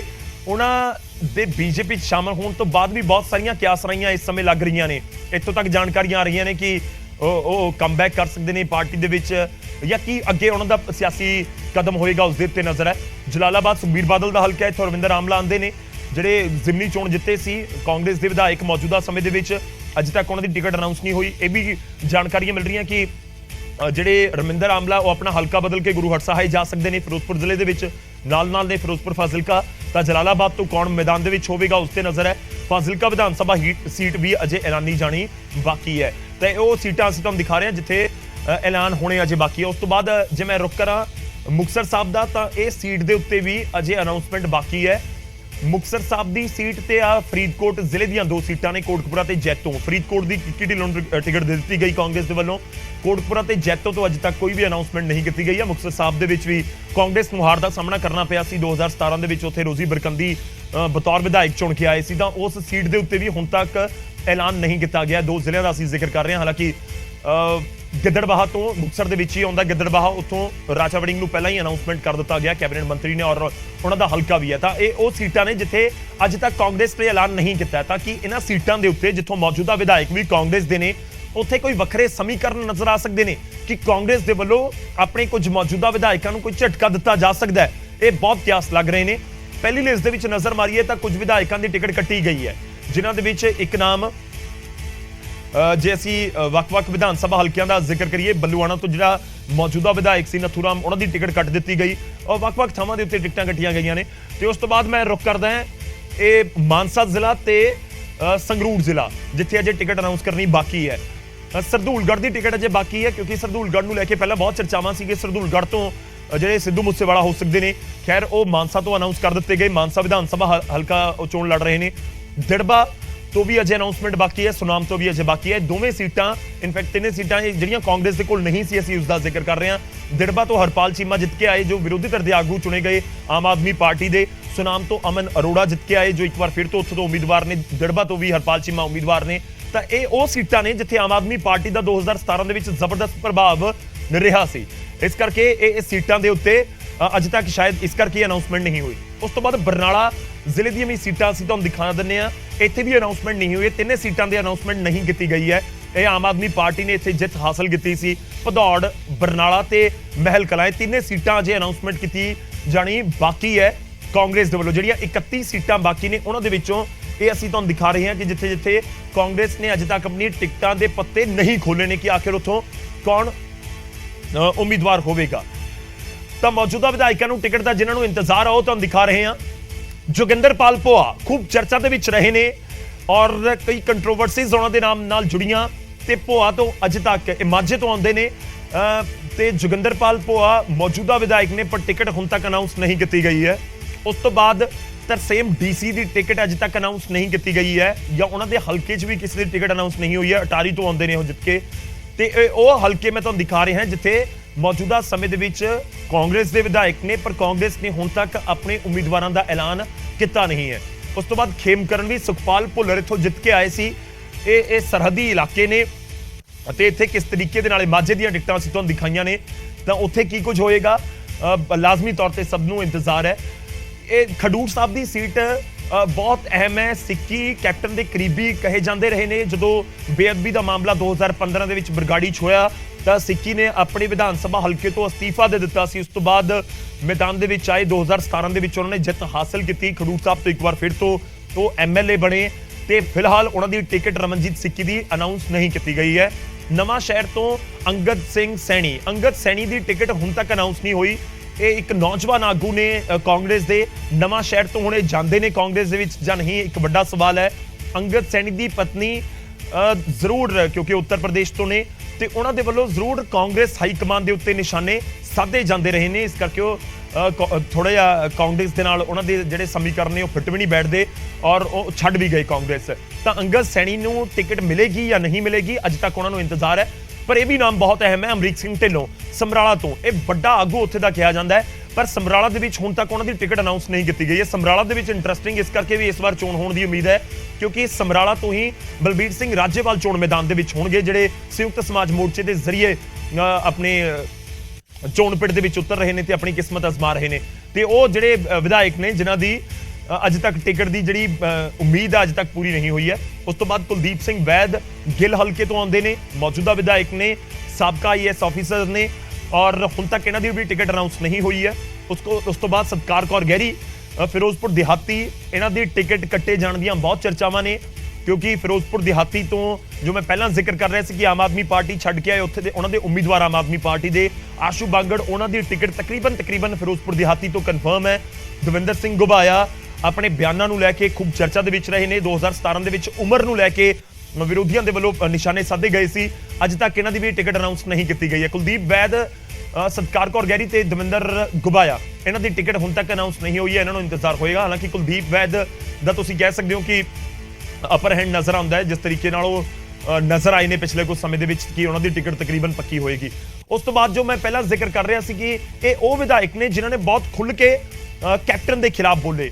ਸੁਰਜੀਤ ਧੀਮਾਨ ਅਮਰਗੜ੍ਹ ਤੋਂ, ਇਹ ਅਮਰਗੜ੍ਹ ਤੋਂ ਆਉਂਦੇ ਨੇ ਪਰ ਹੁਣ ਤੱਕ ਟਿਕਟ ਅਨਾਉਂਸ ਨਹੀਂ ਹੋਈ। ਸੁਰਜੀਤ ਧੀਮਾਨ ਬਹੁਤ ਖੁੱਲ੍ਹ ਕੇ ਬੋਲਦੇ ਨਜ਼ਰ ਆਉਂਦੇ ਸੀ ਤੇ ਕੁਝ ਇਸ ਤਰੀਕੇ ਨਾਲ ਹੀ ਨਿਰਮਲ ਸਿੰਘ ਬੋਲਦੇ ਸੀ। ਸ਼ੁਤਰਾਣਾ ਤੋਂ ਜੋ ਵਿਧਾਇਕ ਨੇ, ਇਹਨਾਂ ਦੀ ਵੀ ਟਿਕਟਾਂ ਹੁਣ ਤੱਕ ਅਨਾਉਂਸ ਨਹੀਂ ਕੀਤੀਆਂ ਗਈਆਂ ਨੇ ਔਰ ਇਹਨਾਂ ਦੀਆਂ ਟਿਕਟਾਂ ਹੁਣ ਇਹਨਾਂ ਨੂੰ ਮਿਲਦੀਆਂ ਨੇ ਜਾਂ ਨਹੀਂ ਮਿਲਦੀਆਂ, ਕਿਉਂਕਿ ਕੈਪਟਨ ਦੇ ਖਿਲਾਫ ਮੋਰਚਾ ਖੋਲਣ ਵਾਲੇ ਜਿਹੜੇ ਮੋਹਰੀ ਕਤਾਰ ਦੇ ਆਗੂ ਸੀ ਕੈਬਨਿਟ ਮੰਤਰੀਆਂ ਤੋਂ ਬਾਅਦ ਤਾਂ ਸੁਰਜੀਤ ਧੀਮਾਨ ਤੇ ਨਿਰਮਲ ਸਿੰਘ ਤੁਸੀਂ ਕਹਿ ਸਕਦੇ ਹੋ ਜਿਨ੍ਹਾਂ ਨੇ ਖੁੱਲ੍ਹ ਕੇ ਬੋਲੀ। ਤੇ ਜੋ ਮੈਂ ਪਹਿਲਾਂ ਜ਼ਿਕਰ ਕਰ ਰਿਹਾ ਸੀ ਜਲਾਲਾਬਾਦ ਵਿਧਾਨ ਸਭਾ ਹਲਕੇ ਦਾ, ਰਮਿੰਦਰ ਆਮਲਾ ਉੱਥੋਂ ਆਉਂਦੇ ਨੇ। ਰਮਿੰਦਰ ਆਮਲਾ ਜ਼ਿਮਨੀ ਚੋਣ ਜਿੱਤੇ ਸੀ 2017 ਦੇ ਵਿੱਚ, ਸੁਖਬੀਰ ਬਾਦਲ ਨੇ ਉਹ ਚੋਣ ਜਿੱਤੀ ਸੀ। ਜਲਾਲਾਬਾਦ ਦੀ ਫਾਈਟ ਬੜੀ ਜ਼ਬਰਦਸਤ ਸੀ 2017 ਦੇ ਵਿੱਚ। 2017 ਚ ਰਮਿੰਦਰ ਆਮਲਾ ਨਹੀਂ ਸੀ, ਬਾਅਦ ਦੇ ਵਿੱਚ ਜ਼ਿਮਨੀ ਚੋਣ ਜਿੱਤੀ ਹੈ। ਜਲਾਲਾਬਾਦ ਸੀਟ ਦੇ ਉੱਤੇ 2017 ਦੇ ਵਿੱਚ ਸੁਖਬੀਰ ਬਾਦਲ ਵਰਸਸ ਭਗਵੰਤ ਮਾਨ ਵਰਸਸ ਰਵਨੀਤ ਬਿੱਟੂ, ਇਹ ਸਮੀਕਰਨ ਸੀ। ਹਾਲਾਂਕਿ ਸੁਖਬੀਰ ਬਾਦਲ ਦਾ ਉਹ ਹਲਕਾ ਕਿਹਾ ਜਾਂਦਾ ਹੈ, ਬਹੁਤ ਵੱਡੀ ਗਿਣਤੀ ਦੇ ਵਿੱਚ ਉੱਥੇ ਜ਼ਰੂਰ ਉਹਨਾਂ ਨੂੰ ਵੋਟਾਂ ਪਈਆਂ ਤੇ ਜਿੱਤ ਹਾਸਲ ਕੀਤੀ ਸੁਖਬੀਰ ਬਾਦਲ ਨੇ। ਤੇ ਉਸ ਤੋਂ ਬਾਅਦ ਜਦੋਂ ਸੁਖਬੀਰ ਬਾਦਲ 2019 ਦੇ ਵਿੱਚ ਲੋਕ ਸਭਾ ਚੋਣ ਜਿੱਤਦੇ ਨੇ ਫਿਰੋਜ਼ਪੁਰ ਲੋਕ ਸਭਾ ਹਲਕੇ ਤੋਂ, ਤੇ ਉਸ ਤੋਂ ਬਾਅਦ ਉਹ ਇੱਥੋਂ ਲਾਜ਼ਮੀ ਤੌਰ ਤੇ ਉਹਨਾਂ ਨੂੰ ਰਿਜ਼ਾਈਨ ਕਰਨਾ ਪੈਣਾ ਸੀ, ਤਾਂ ਉਹਨਾਂ ਨੇ ਜਲਾਲਾਬਾਦ ਹਲਕਾ ਛੱਡ ਦਿੱਤਾ ਤੇ ਫਿਰ ਉੱਥੇ ਜ਼ਿਮਨੀ ਚੋਣ ਹੋਈ ਤੇ ਉੱਥੋਂ ਰਮਿੰਦਰ ਆਮਲਾ ਕਾਂਗਰਸ ਦੇ ਜਿੱਤਣ ਦੇ ਵਿੱਚ ਕਾਮਯਾਬ ਰਹੇ ਸੀ। ਇਸ ਵਾਰ ਟੱਕਰ ਕਿਹੋ ਜਿਹੀ ਹੋਏਗੀ, ਕਿਉਂਕਿ ਸੁਖਬੀਰ ਬਾਦਲ ਤਾਂ ਇੱਕ ਵਾਰ ਫਿਰ ਤੋਂ ਚੋਣ ਮੈਦਾਨ ਦੇ ਵਿੱਚ ਹੈਗੇ ਨੇ। ਹੁਣ ਗੱਲ ਕਰਦੇ ਹਾਂ ਅਸੀਂ ਸ਼੍ਰੋਮਣੀ ਅਕਾਲੀ ਦਲ ਦੀ। ਅਕਾਲੀ ਦਲ ਦੀਆਂ ਜਿਹੜੀਆਂ ਸੀਟਾਂ ਹੁਣ ਤੱਕ ਬਾਕੀ ਨੇ, ਅਕਾਲੀ ਦਲ ਨੇ ਕਿਹੜੀਆਂ ਸੀਟਾਂ ਤੇ ਅਨਾਉਂਸਮੈਂਟ ਨਹੀਂ ਕੀਤੀ। 97 ਸੀਟਾਂ ਦੇ ਉੱਤੇ ਗੜਜੋੜ ਦੇ ਵਿੱਚ ਸ਼੍ਰੋਮਣੀ ਅਕਾਲੀ ਦਲ ਚੋਣ ਮੈਦਾਨ ਦੇ ਵਿੱਚ, ਉਹਨਾਂ ਦੇ ਵਿੱਚੋਂ 3 ਸੀਟਾਂ ਹੁਣ ਤੱਕ ਅਕਾਲੀ ਦਲ ਨੇ ਅਨਾਉਂਸ ਨਹੀਂ ਕੀਤੀਆਂ ਨੇ। ਇੱਕ ਸੀਟ ਹੈ ਲੰਬੀ ਦੀ, ਇੱਕ ਹੈ ਅੰਮ੍ਰਿਤਸਰ ਈਸਟ ਦੀ ਤੇ ਇੱਕ ਹੈ ਬਾਬਾ ਬਕਾਲਾ ਦੀ। ਲੰਬੀ ਵਿਧਾਨ ਸਭਾ ਹਲਕੇ ਤੋਂ ਸਾਬਕਾ ਸੀਐਮ ਪ੍ਰਕਾਸ਼ ਸਿੰਘ ਬਾਦਲ ਚੋਣ ਲੜਦੇ ਰਹੇ ਨੇ ਔਰ ਜਿੱਤ ਹਾਸਲ ਕਰਕੇ ਸੀਐਮ ਬਣੇ ਔਰ ਲੰਬੀ ਹੁਣ ਤੱਕ ਬਾਦਲਾਂ ਦਾ ਗੜ ਕਿਹਾ ਜਾਂਦਾ ਹੈ ਲੰਬੀ ਵਿਧਾਨ ਸਭਾ ਹਲਕੇ ਨੂੰ। ਇਹ ਬਹੁਤ ਸਾਰੀਆਂ ਚਰਚਾਵਾਂ ਸੀ ਕਿ ਹਰਸਿਮਰਤ ਕੌਰ ਬਾਦਲ ਉੱਥੋਂ ਟਿਕਟ ਮੰਗ ਰਹੇ ਨੇ ਪਾਰਟੀ ਤੋਂ। ਖੈਰ ਸੁਖਬੀਰ ਸਿੰਘ ਬਾਦਲ ਨੇ ਕਲੀਅਰ ਕਰ ਦਿੱਤਾ ਸੀ ਕਿ ਹਰਸਿਮਰਤ ਕੌਰ ਬਾਦਲ ਚੋਣ ਨਹੀਂ ਲੜ ਰਹੇ ਨੇ। ਤਾਂ ਲੰਬੀ ਵਿਧਾਨ ਸਭਾ ਹਲਕੇ ਤੋਂ ਕੌਣ ਮੈਦਾਨ ਦੇ ਵਿੱਚ ਹੋਏਗਾ ਬਾਦਲ ਪਰਿਵਾਰ ਦੇ ਵਿੱਚੋਂ? ਕਿ ਸਾਬਕਾ ਸੀਐਮ ਪ੍ਰਕਾਸ਼ ਸਿੰਘ ਬਾਦਲ ਦੁਬਾਰਾ ਚੋਣ ਮੈਦਾਨ ਦੇ ਵਿੱਚ ਉਤਰਦੇ ਨੇ? ਹੁਣ ਤੱਕ ਜੋ ਸੰਕੇਤ ਮਿਲੇ ਨੇ ਉਹ ਇਹੀ ਮਿਲ ਰਹੇ ਨੇ ਕਿ ਲੰਬੀ ਔਰ ਜਲਾਲਾਬਾਦ ਦੋਵੇਂ ਸੀਟਾਂ ਦੇ ਉੱਤੇ ਅਕਾਲੀ ਦਲ ਦੇ ਪ੍ਰਧਾਨ ਸੁਖਬੀਰ ਸਿੰਘ ਬਾਦਲ ਹੀ ਚੋਣ ਮੈਦਾਨ ਦੇ ਵਿੱਚ ਉਤਰ ਸਕਦੇ ਨੇ, ਇਹ ਕਿਆਸ ਲੱਗ ਰਹੇ ਨੇ। ਉਸ ਤੋਂ ਬਾਅਦ ਅੰਮ੍ਰਿਤਸਰ ਈਸਟ ਨਵਜੋਤ ਸਿੰਘ ਸਿੱਧੂ ਵਾਲਾ ਵਿਧਾਨ ਸਭਾ ਹਲਕਾ ਹੈ, ਇੱਥੋਂ ਵੀ ਹੁਣ ਤੱਕ ਅਨਾਉਂਸਮੈਂਟ ਅਕਾਲੀ ਦਲ ਨੇ ਨਹੀਂ ਕੀਤੀ ਹੈ ਔਰ ਅੰਮ੍ਰਿਤਸਰ ਈਸਟ ਤੋਂ ਬਿਕਰਮ ਮਜੀਠੀਆ ਚੋਣ ਮੈਦਾਨ ਦੇ ਵਿੱਚ ਹੋ ਸਕਦੇ ਨੇ। ਇਸ ਸਮੇਂ ਖੂਬ ਚਰਚਾਵਾਂ ਜਿਹੜੀਆਂ ਲਗਾਈਆਂ ਜਾ ਰਹੀਆਂ ਨੇ, ਕਿਆਸ ਲਗਾਏ ਜਾ ਰਹੇ ਨੇ, ਕਿਉਂਕਿ 2 ਦਿਨ ਪਹਿਲਾਂ ਹੋਈ ਪ੍ਰੈਸ ਕਾਨਫਰੰਸ ਦੇ ਵਿੱਚ ਜਦੋਂ ਸਵਾਲ ਕੀਤਾ ਗਿਆ ਬਿਕਰਮ ਮਜੀਠੀਆ ਤੇ ਸੁਖਬੀਰ ਸਿੰਘ ਬਾਦਲ ਨੂੰ ਕਿ ਅੰਮ੍ਰਿਤਸਰ ਈਸਟ ਸੀਟ ਤੋਂ ਤੁਸੀਂ ਲੜ ਰਹੇ ਹੋ, ਤਾਂ ਉਹਨਾਂ ਦਾ ਜਵਾਬ ਸੀ ਕਿ ਤੁਸੀਂ ਕੀ ਚਾਹੁੰਦੇ ਹੋ। ਤਾਂ ਨਾ ਨਹੀਂ ਕੀਤੀ ਗਈ, ਯਾਨੀ ਡਿਨਾਈ ਨਹੀਂ ਕੀਤਾ ਗਿਆ। ਤਾਂ ਇੱਕ ਤੁਸੀਂ ਕਿਆਸ ਲਗਾ ਸਕਦੇ ਹੋ ਕਿ ਅੰਮ੍ਰਿਤਸਰ ਈਸਟ ਵਿਧਾਨ ਸਭਾ ਹਲਕੇ ਤੋਂ ਚੋਣ ਮੈਦਾਨ ਦੇ ਵਿੱਚ ਉਤਰ ਸਕਦੇ ਨੇ ਬਿਕਰਮ ਮਜੀਠੀਆ। ਤਾਂ ਇਹ ਹੌਟ ਸੀਟ ਬਣ ਜਾਏਗੀ, ਆਲਰੇਡੀ ਹੌਟ ਸੀਟ ਹੈ ਕਿਉਂਕਿ ਨਵਜੋਤ ਸਿੰਘ ਸਿੱਧੂ ਉੱਥੋਂ ਚੋਣ ਮੈਦਾਨ ਦੇ ਵਿੱਚ ਨੇ। ਤਾਂ ਨਵਜੋਤ ਸਿੰਘ ਸਿੱਧੂ ਵਰਸਸ ਬਿਕਰਮ ਮਜੀਠੀਆ ਕੀ ਚੋਣ ਮੈਦਾਨ ਦੇ ਵਿੱਚ ਹੋਏਗਾ, ਇਹ ਇੱਕ ਵੱਡਾ ਸਵਾਲ ਜ਼ਰੂਰ ਹੈ। ਉਸ ਤੋਂ ਬਾਅਦ ਬਾਬਾ ਬਕਾਲਾ ਦੀ ਵੀ ਹੁਣ ਤੱਕ ਜਿਹੜੀ ਸੀਟ ਹੈ ਉਹ ਸ਼੍ਰੋਮਣੀ ਅਕਾਲੀ ਦਲ ਦੇ ਵੱਲੋਂ ਅਨਾਉਂਸ ਨਹੀਂ ਕੀਤੀ ਗਈ ਹੈ। ਅਕਾਲੀ ਦਲ ਤੇ ਬਹੁਜਨ ਸਮਾਜ ਪਾਰਟੀ ਦਾ ਗਠਜੋੜ ਹੈ ਤੇ ਤੁਹਾਨੂੰ ਦੱਸ ਦਈਏ ਕਿ 97 ਸੀਟਾਂ ਦੇ ਉੱਤੇ ਅਕਾਲੀ ਦਲ ਚੋਣ ਲੜ ਰਿਹਾ ਹੈ ਤੇ 20 ਸੀਟਾਂ ਦੇ ਉੱਤੇ ਬਹੁਜਨ ਸਮਾਜ ਪਾਰਟੀ ਚੋਣ ਲੜ ਰਹੀ ਹੈ। ਅਕਾਲੀ ਦਲ ਨੇ 97 ਦੇ ਵਿੱਚੋਂ 94 ਸੀਟਾਂ ਦੇ ਉੱਤੇ ਆਪਣੇ ਉਮੀਦਵਾਰ ਐਲਾਨ ਦਿੱਤੇ ਨੇ, ਜਦਕਿ ਗੱਲ ਕਰੀਏ ਅਸੀਂ ਬਹੁਜਨ ਸਮਾਜ ਪਾਰਟੀ ਦੀ ਤਾਂ 20 ਦੇ ਵਿੱਚੋਂ 14 ਸੀਟਾਂ ਦੇ ਉੱਤੇ ਉਹਨਾਂ ਦੇ ਵੱਲੋਂ ਵੀ ਆਪਣੇ ਉਮੀਦਵਾਰ ਐਲਾਨ ਦਿੱਤੇ ਗਏ ਨੇ। ਅਸੀਂ ਅੱਗੇ ਵਧਦੇ ਹਾਂ ਤੇ ਸ਼੍ਰੋਮਣੀ ਅਕਾਲੀ ਦਲ ਤੋਂ ਬਾਅਦ ਹੁਣ ਅਸੀਂ ਰੁਕ ਕਰਾਂਗੇ ਆਮ ਆਦਮੀ ਪਾਰਟੀ ਦਾ। ਆਮ ਆਦਮੀ ਪਾਰਟੀ 117 ਸੀਟਾਂ ਦੇ ਉੱਤੇ ਇਕੱਲੇ ਚੋਣ ਲੜ ਰਹੀ ਹੈ। 2017 ਦੇ ਵਿੱਚ ਗੜਜੋੜ ਸੀ ਲੋਕ ਇਨਸਾਫ ਪਾਰਟੀ ਦੇ ਨਾਲ 5 ਸੀਟਾਂ ਉਹਨਾਂ ਨੂੰ ਦਿੱਤੀਆਂ ਗਈਆਂ ਸੀ ਲੁਧਿਆਣੇ ਵਾਲੀਆਂ, ਤੇ ਇਸ ਵਾਰ ਕੋਈ ਗੜਜੋੜ ਨਹੀਂ ਹੈ। 117 ਦੀ 117 ਸੀਟਾਂ ਦੇ ਉੱਤੇ ਚੋਣ ਲੜ ਰਹੀ ਆਮ ਆਦਮੀ ਪਾਰਟੀ। ਹਾਲਾਂਕਿ ਪਹਿਲਾਂ ਗੜਜੋੜ ਨੂੰ ਲੈ ਕੇ ਬਹੁਤ ਕਿਆਸ ਲੱਗ ਰਹੇ ਸੀ, ਪਰ ਕਿਹੜੀਆਂ ਸੀਟਾਂ ਨੇ ਜਿਹੜੀਆਂ ਹੁਣ ਤੱਕ ਅਨਾਉਂਸ ਨਹੀਂ ਕੀਤੀਆਂ ਗਈਆਂ ਨੇ? ਉਹਨਾਂ ਦੇ ਵਿੱਚੋਂ ਇੱਕ ਸੀਟ ਹੈ ਲਹਿਰਾ ਦੀ। ਲਹਿਰਾ ਭਗਵੰਤ ਮਾਨ ਦੀਆਂ ਬਹੁਤ ਚਰਚਾਵਾਂ ਸੀ ਕਿ ਲਹਿਰਾ ਜਾਂ ਧੂਰੀ ਦੇ ਵਿੱਚੋਂ ਇੱਕ ਦੇ ਉੱਤੇ ਉਮੀਦਵਾਰ ਹੋ ਸਕਦੇ ਨੇ। ਖੈਰ ਉਹਨਾਂ ਨੇ ਧੂਰੀ ਚੁਣ ਲਈ ਹੈ ਤਾਂ ਲਹਿਰਾ ਖਾਲੀ ਹੈ। ਲਹਿਰਾ ਤੋਂ ਕੌਣ ਚੋਣ ਮੈਦਾਨ ਦੇ ਵਿੱਚ ਹੋਏਗਾ, ਇੱਕ ਵੱਡਾ ਸਵਾਲ ਹੈ। ਲਹਿਰਾ ਵਿਧਾਨ ਸਭਾ ਹਲਕੇ ਦੇ ਵਿੱਚ 2017 ਚ ਵੀ ਬਹੁਤ ਕਰੜੀ ਟੱਕਰ ਵੇਖਣ ਨੂੰ ਮਿਲੀ ਸੀ। ਉੱਥੇ ਰਜਿੰਦਰ ਕੌਰ ਭੱਠਲ ਤੇ ਪਰਮਿੰਦਰ ਢੀਂਡਸਾ ਸਾਹਮਣੇ ਹੁੰਦੇ ਨੇ, ਤਾਂ ਹੁਣ ਆਮ ਆਦਮੀ ਪਾਰਟੀ ਦਾ ਕਿਹੜਾ ਉਮੀਦਵਾਰ ਹੋਏਗਾ ਉਸ ਦੇ ਉੱਤੇ ਲਾਜ਼ਮੀ ਤੌਰ ਤੇ ਨਜ਼ਰ ਰਹੇਗੀ। ਉਸ ਤੋਂ ਬਾਅਦ ਖਡੂਰ ਸਾਹਿਬ ਸੀਟ, ਔਰ ਖਡੂਰ ਸਾਹਿਬ ਜੋ ਅਸੀਂ ਲਗਾਤਾਰ ਜ਼ਿਕਰ ਕਰ ਰਹੇ ਹਾਂ ਪੰਥਕ ਸੀਟ ਹੈ, ਇਹ ਵੀ ਅਜੇ ਤੱਕ ਅਨਾਉਂਸਮੈਂਟ ਨਹੀਂ ਕੀਤੀ ਗਈ ਹੈ। ਉਸ ਤੋਂ ਬਾਅਦ ਸੁਜਾਨਪੁਰ ਦੀ ਸੀਟ, ਸੁਜਾਨਪੁਰ ਜਿਹੜੀਆਂ ਬੀਜੇਪੀ ਨੇ 2017 ਦੇ ਵਿੱਚ 3 ਸੀਟਾਂ ਜਿੱਤੀਆਂ, ਫਗਵਾੜਾ, ਅਬੋਹਰ ਤੇ ਤੀਜੀ ਸੁਜਾਨਪੁਰ ਤੋਂ ਦਿਨੇਸ਼ ਬੱਬੂ ਮੌਜੂਦਾ ਸਮੇਂ ਦੇ ਵਿੱਚ ਜਿਹੜੇ ਵਿਧਾਇਕ ਨੇ ਬੀਜੇਪੀ ਦੇ ਨੇ। ਤਾਂ ਇਹ ਸੀਟ ਵੀ ਅਜੇ ਅਨਾਉਂਸ ਹੋਣੀ ਬਾਕੀ ਹੈ। ਇਹ ਸੁਜਾਨਪੁਰ ਤੋਂ ਕੌਣ ਹੋਏਗਾ ਆਮ ਆਦਮੀ ਪਾਰਟੀ ਦਾ ਚਿਹਰਾ, ਉਹ ਵੀ ਅਨਾਉਂਸਮੈਂਟ ਬਾਕੀ ਹੈ। ਇਹ ਸੀਟ ਮਾਝੇ ਦੇ ਵਿੱਚ ਪੈਂਦੀ ਹੈ, ਪਠਾਨਕੋਟ ਵਾਲੇ ਪਾਸੇ। ਤੇ ਉਸ ਤੋਂ ਬਾਅਦ ਦਾਖਾਂ ਵਿਧਾਨ ਸਭਾ ਹਲਕਾ, ਦਾਖਾਂ ਦੇ ਵਿੱਚ 2017 ਦੀ ਜੇਕਰ ਅਸੀਂ ਗੱਲ ਕਰੀਏ ਤਾਂ ਐਚਐਸ ਫੂਲਕਾ ਨੇ ਜਿੱਤ ਇੱਥੋਂ ਹਾਸਲ ਕੀਤੀ ਸੀ, ਇੱਕ ਵੱਡੀ ਜਿੱਤ ਹਾਸਲ ਕੀਤੀ ਸੀ। ਮਨਪ੍ਰੀਤ ਇਆਲੀ ਇੱਥੇ ਬਹੁਤ ਐਕਟਿਵ ਹੁੰਦੇ ਨੇ। ਦਾਖਾ ਵਿਧਾਨ ਸਭਾ ਹਲਕਾ ਦੇ ਵਿੱਚ ਜ਼ਿਮਨੀ ਚੋਣ ਹੁੰਦੀ ਹੈ ਕਿਉਂਕਿ ਐਚਐਸ ਫੂਲਕਾ ਨੇ ਛੱਡ ਦਿੱਤੀ ਸੀ ਉਹ ਸੀਟ। ਤਾਂ ਉਸ ਤੋਂ ਬਾਅਦ ਮਨਪ੍ਰੀਤ ਇਆਲੀ ਨੇ ਚੋਣ ਮੈਦਾਨ ਦੇ ਵਿੱਚ ਉਤਰ ਕੇ ਉੱਥੇ ਬਾਈ ਇਲੈਕਸ਼ਨ ਦੇ ਵਿੱਚ ਜਿੱਤ ਹਾਸਲ ਕੀਤੀ। ਉਹ ਬਹੁਤ ਕਰੜੀ ਫਾਈਟ ਸੀ ਕਿਉਂਕਿ ਇੱਕ ਪਾਸੇ ਕੈਪਟਨ ਸੰਦੀਪ ਸੰਧੂ ਸੀ। ਤਾਂ ਕਾਂਗਰਸ ਇੱਥੋਂ ਅਨਾਉਂਸ ਕਰ ਚੁੱਕੀ ਹੈ ਕੈਪਟਨ ਸੰਦੀਪ ਸੰਧੂ ਨੂੰ, ਔਰ ਅਕਾਲੀ ਦਲ ਆਪਣੇ ਮੌਜੂਦਾ ਵਿਧਾਇਕ ਨੂੰ ਉਤਾਰ ਚੁੱਕੀ ਹੈ ਮਨਪ੍ਰੀਤ ਇਆਲੀ ਨੂੰ ਦਾਖਾ ਵਿਧਾਨ ਸਭਾ ਹਲਕੇ ਤੋਂ। ਤੇ ਉਸ ਤੋਂ ਬਾਅਦ ਹੁਣ ਆਮ ਆਦਮੀ ਪਾਰਟੀ ਦਾ ਉੱਥੋਂ ਚਿਹਰਾ ਕੌਣ ਹੋਵੇਗਾ ਉਸ ਦੇ ਉੱਤੇ ਅਜੇ ਵੀ ਸਸਪੈਂਸ ਲਾਜ਼ਮੀ ਤੌਰ ਤੇ ਬਰਕਰਾਰ ਹੈ। ਤਾਂ ਇਹ ਜਿਹੜੀਆਂ ਸੀਟਾਂ ਨੇ ਜਿੱਥੇ ਹੁਣ ਤੱਕ ਅਨਾਉਂਸਮੈਂਟ ਨਹੀਂ ਹੋਈ ਹੈ। ਸਭ ਦੇ ਵਿਚਾਲੇ ਇੱਕ ਵੱਡੀ ਖਬਰ ਆ ਰਹੀ ਹੈ, ਉਸ ਦਾ ਰੁਖ ਕਰਦੇ ਹਾਂ। ਵੱਡੀ ਖਬਰ ਆ ਰਹੀ ਹੈ ਕਿ ਕੇਜਰੀਵਾਲ ਸੋਚ ਸਮਝ ਕੇ ਬਿਆਨ ਦੇਣ, ਮੁੱਖ ਮੰਤਰੀ ਚੰਨੀ ਇਹ ਦਾਅਵਾ ਕਰਦੇ ਨਜ਼ਰ ਆ ਰਹੇ ਨੇ। ਸਰਵੇ ਦਾ ਜ਼ਿਕਰ ਕੀਤਾ ਸੀ ਕੇਜਰੀਵਾਲ ਨੇ ਤੇ ਉਸ ਤੋਂ ਬਾਅਦ ਇਹ ਜ਼ਰੂਰ ਵੱਡਾ ਬਿਆਨ ਦਿੱਤਾ ਗਿਆ, ਪਲਟਵਾਰ ਤਿੱਖਾ ਸ਼ਬਦੀ ਹਮਲਾ ਕੀਤਾ ਗਿਆ ਮੁੱਖ ਮੰਤਰੀ ਚੰਨੀ ਦੇ ਵੱਲੋਂ। ਤੇ ਕਹਿ ਰਹੇ ਨੇ ਕਿ ਸੋਚ ਸਮਝ ਕੇ ਬਿਆਨ ਦੇਣ, ਕੇਜਰੀਵਾਲ ਤੇ ਮਾਣਹਾਨੀ ਦਾ ਮੁਕੱਦਮਾ ਕਰਨਗੇ ਮੁੱਖ ਮੰਤਰੀ ਚੰਨੀ। ਵੱਡੀ ਖਬਰ ਹੈ ਇਸ ਸਮੇਂ ਦੀ। ਤਾਂ ਪੰਜਾਬ ਦੇ ਵਿੱਚ ਬਿਆਨਬਾਜ਼ੀਆਂ ਨੂੰ ਲੈ ਕੇ ਹੁਣ ਲੀਗਲ ਤੌਰ ਦੇ ਉੱਤੇ ਵੀ ਘੇਰਨ ਦੀ ਕੋਸ਼ਿਸ਼ ਕੀਤੀ ਜਾਵੇਗੀ। ਕੇਜਰੀਵਾਲ ਸੋਚ ਸਮਝ ਕੇ ਬਿਆਨ ਦੇਣ, ਇਹ ਕਿਹਾ ਜਾ ਰਿਹਾ ਹੈ ਮੁੱਖ ਮੰਤਰੀ ਚਰਨਜੀਤ ਸਿੰਘ ਚੰਨੀ ਵੱਲੋਂ। ਤੇ ਉਹਨਾਂ ਨੇ ਕਿਹਾ ਕਿ ਸਿਆਸਤ 'ਚ ਆਪਣੀ ਹੱਦ ਪਾਰ ਨਹੀਂ ਕਰਨੀ ਚਾਹੀਦੀ। ਇਹ ਕੇਜਰੀਵਾਲ ਨੂੰ ਨਸੀਹਤ ਦੇ ਰਹੇ ਨੇ ਮੁੱਖ ਮੰਤਰੀ ਚੰਨੀ ਤੇ ਕਹਿ ਰਹੇ ਨੇ ਕਿ ਮਾਣਹਾਨੀ ਦਾ ਮੁਕੱਦਮਾ ਮੈਂ ਉਹਨਾਂ ਦੇ ਖਿਲਾਫ ਕਰਾਂਗਾ। ਕੇਜਰੀਵਾਲ ਤੇ ਮਾਣਹਾਨੀ ਦਾ ਕੇਜਰੀਵਾਲ ਦੀ ਬਿਆਨਬਾਜ਼ੀ ਨੂੰ ਲੈ ਕੇ ਕੇਸ ਕਰਨਗੇ ਮੁੱਖ ਮੰਤਰੀ ਚਰਨਜੀਤ ਸਿੰਘ ਚੰਨੀ। ਤੁਹਾਨੂੰ ਸੁਣਾਉਂਦੇ ਹਾਂ ਕੀ ਕੁਝ ਕਹਿ ਰਹੇ ਨੇ ਮੁੱਖ ਮੰਤਰੀ।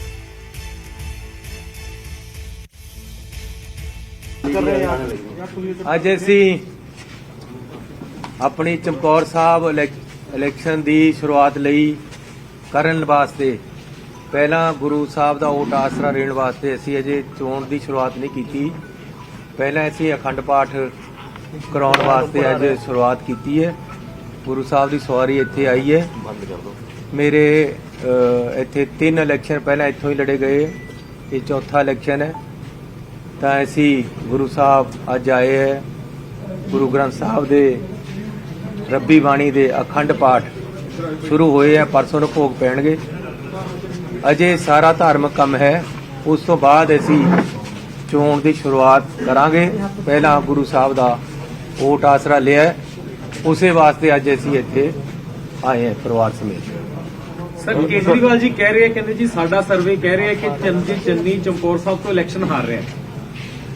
ਕੇਜਰੀਵਾਲ ਜੀ ਨੂੰ ਮੈਂ ਇੱਕ ਗੱਲ ਕਹਿਣਾ ਚਾਹੁੰਦਾ ਹਾਂ ਕਿ ਹਰ ਚੀਜ਼ ਦੇ ਕੋਈ ਨਾ ਕੋਈ ਮਾਪਦੰਡ ਹੁੰਦੇ ਹੈ, ਕੋਈ ਤਰੀਕਾ ਹੁੰਦਾ ਹੈ, ਤਰੀਕੇਕਾਰ ਹੁੰਦਾ ਹੈ।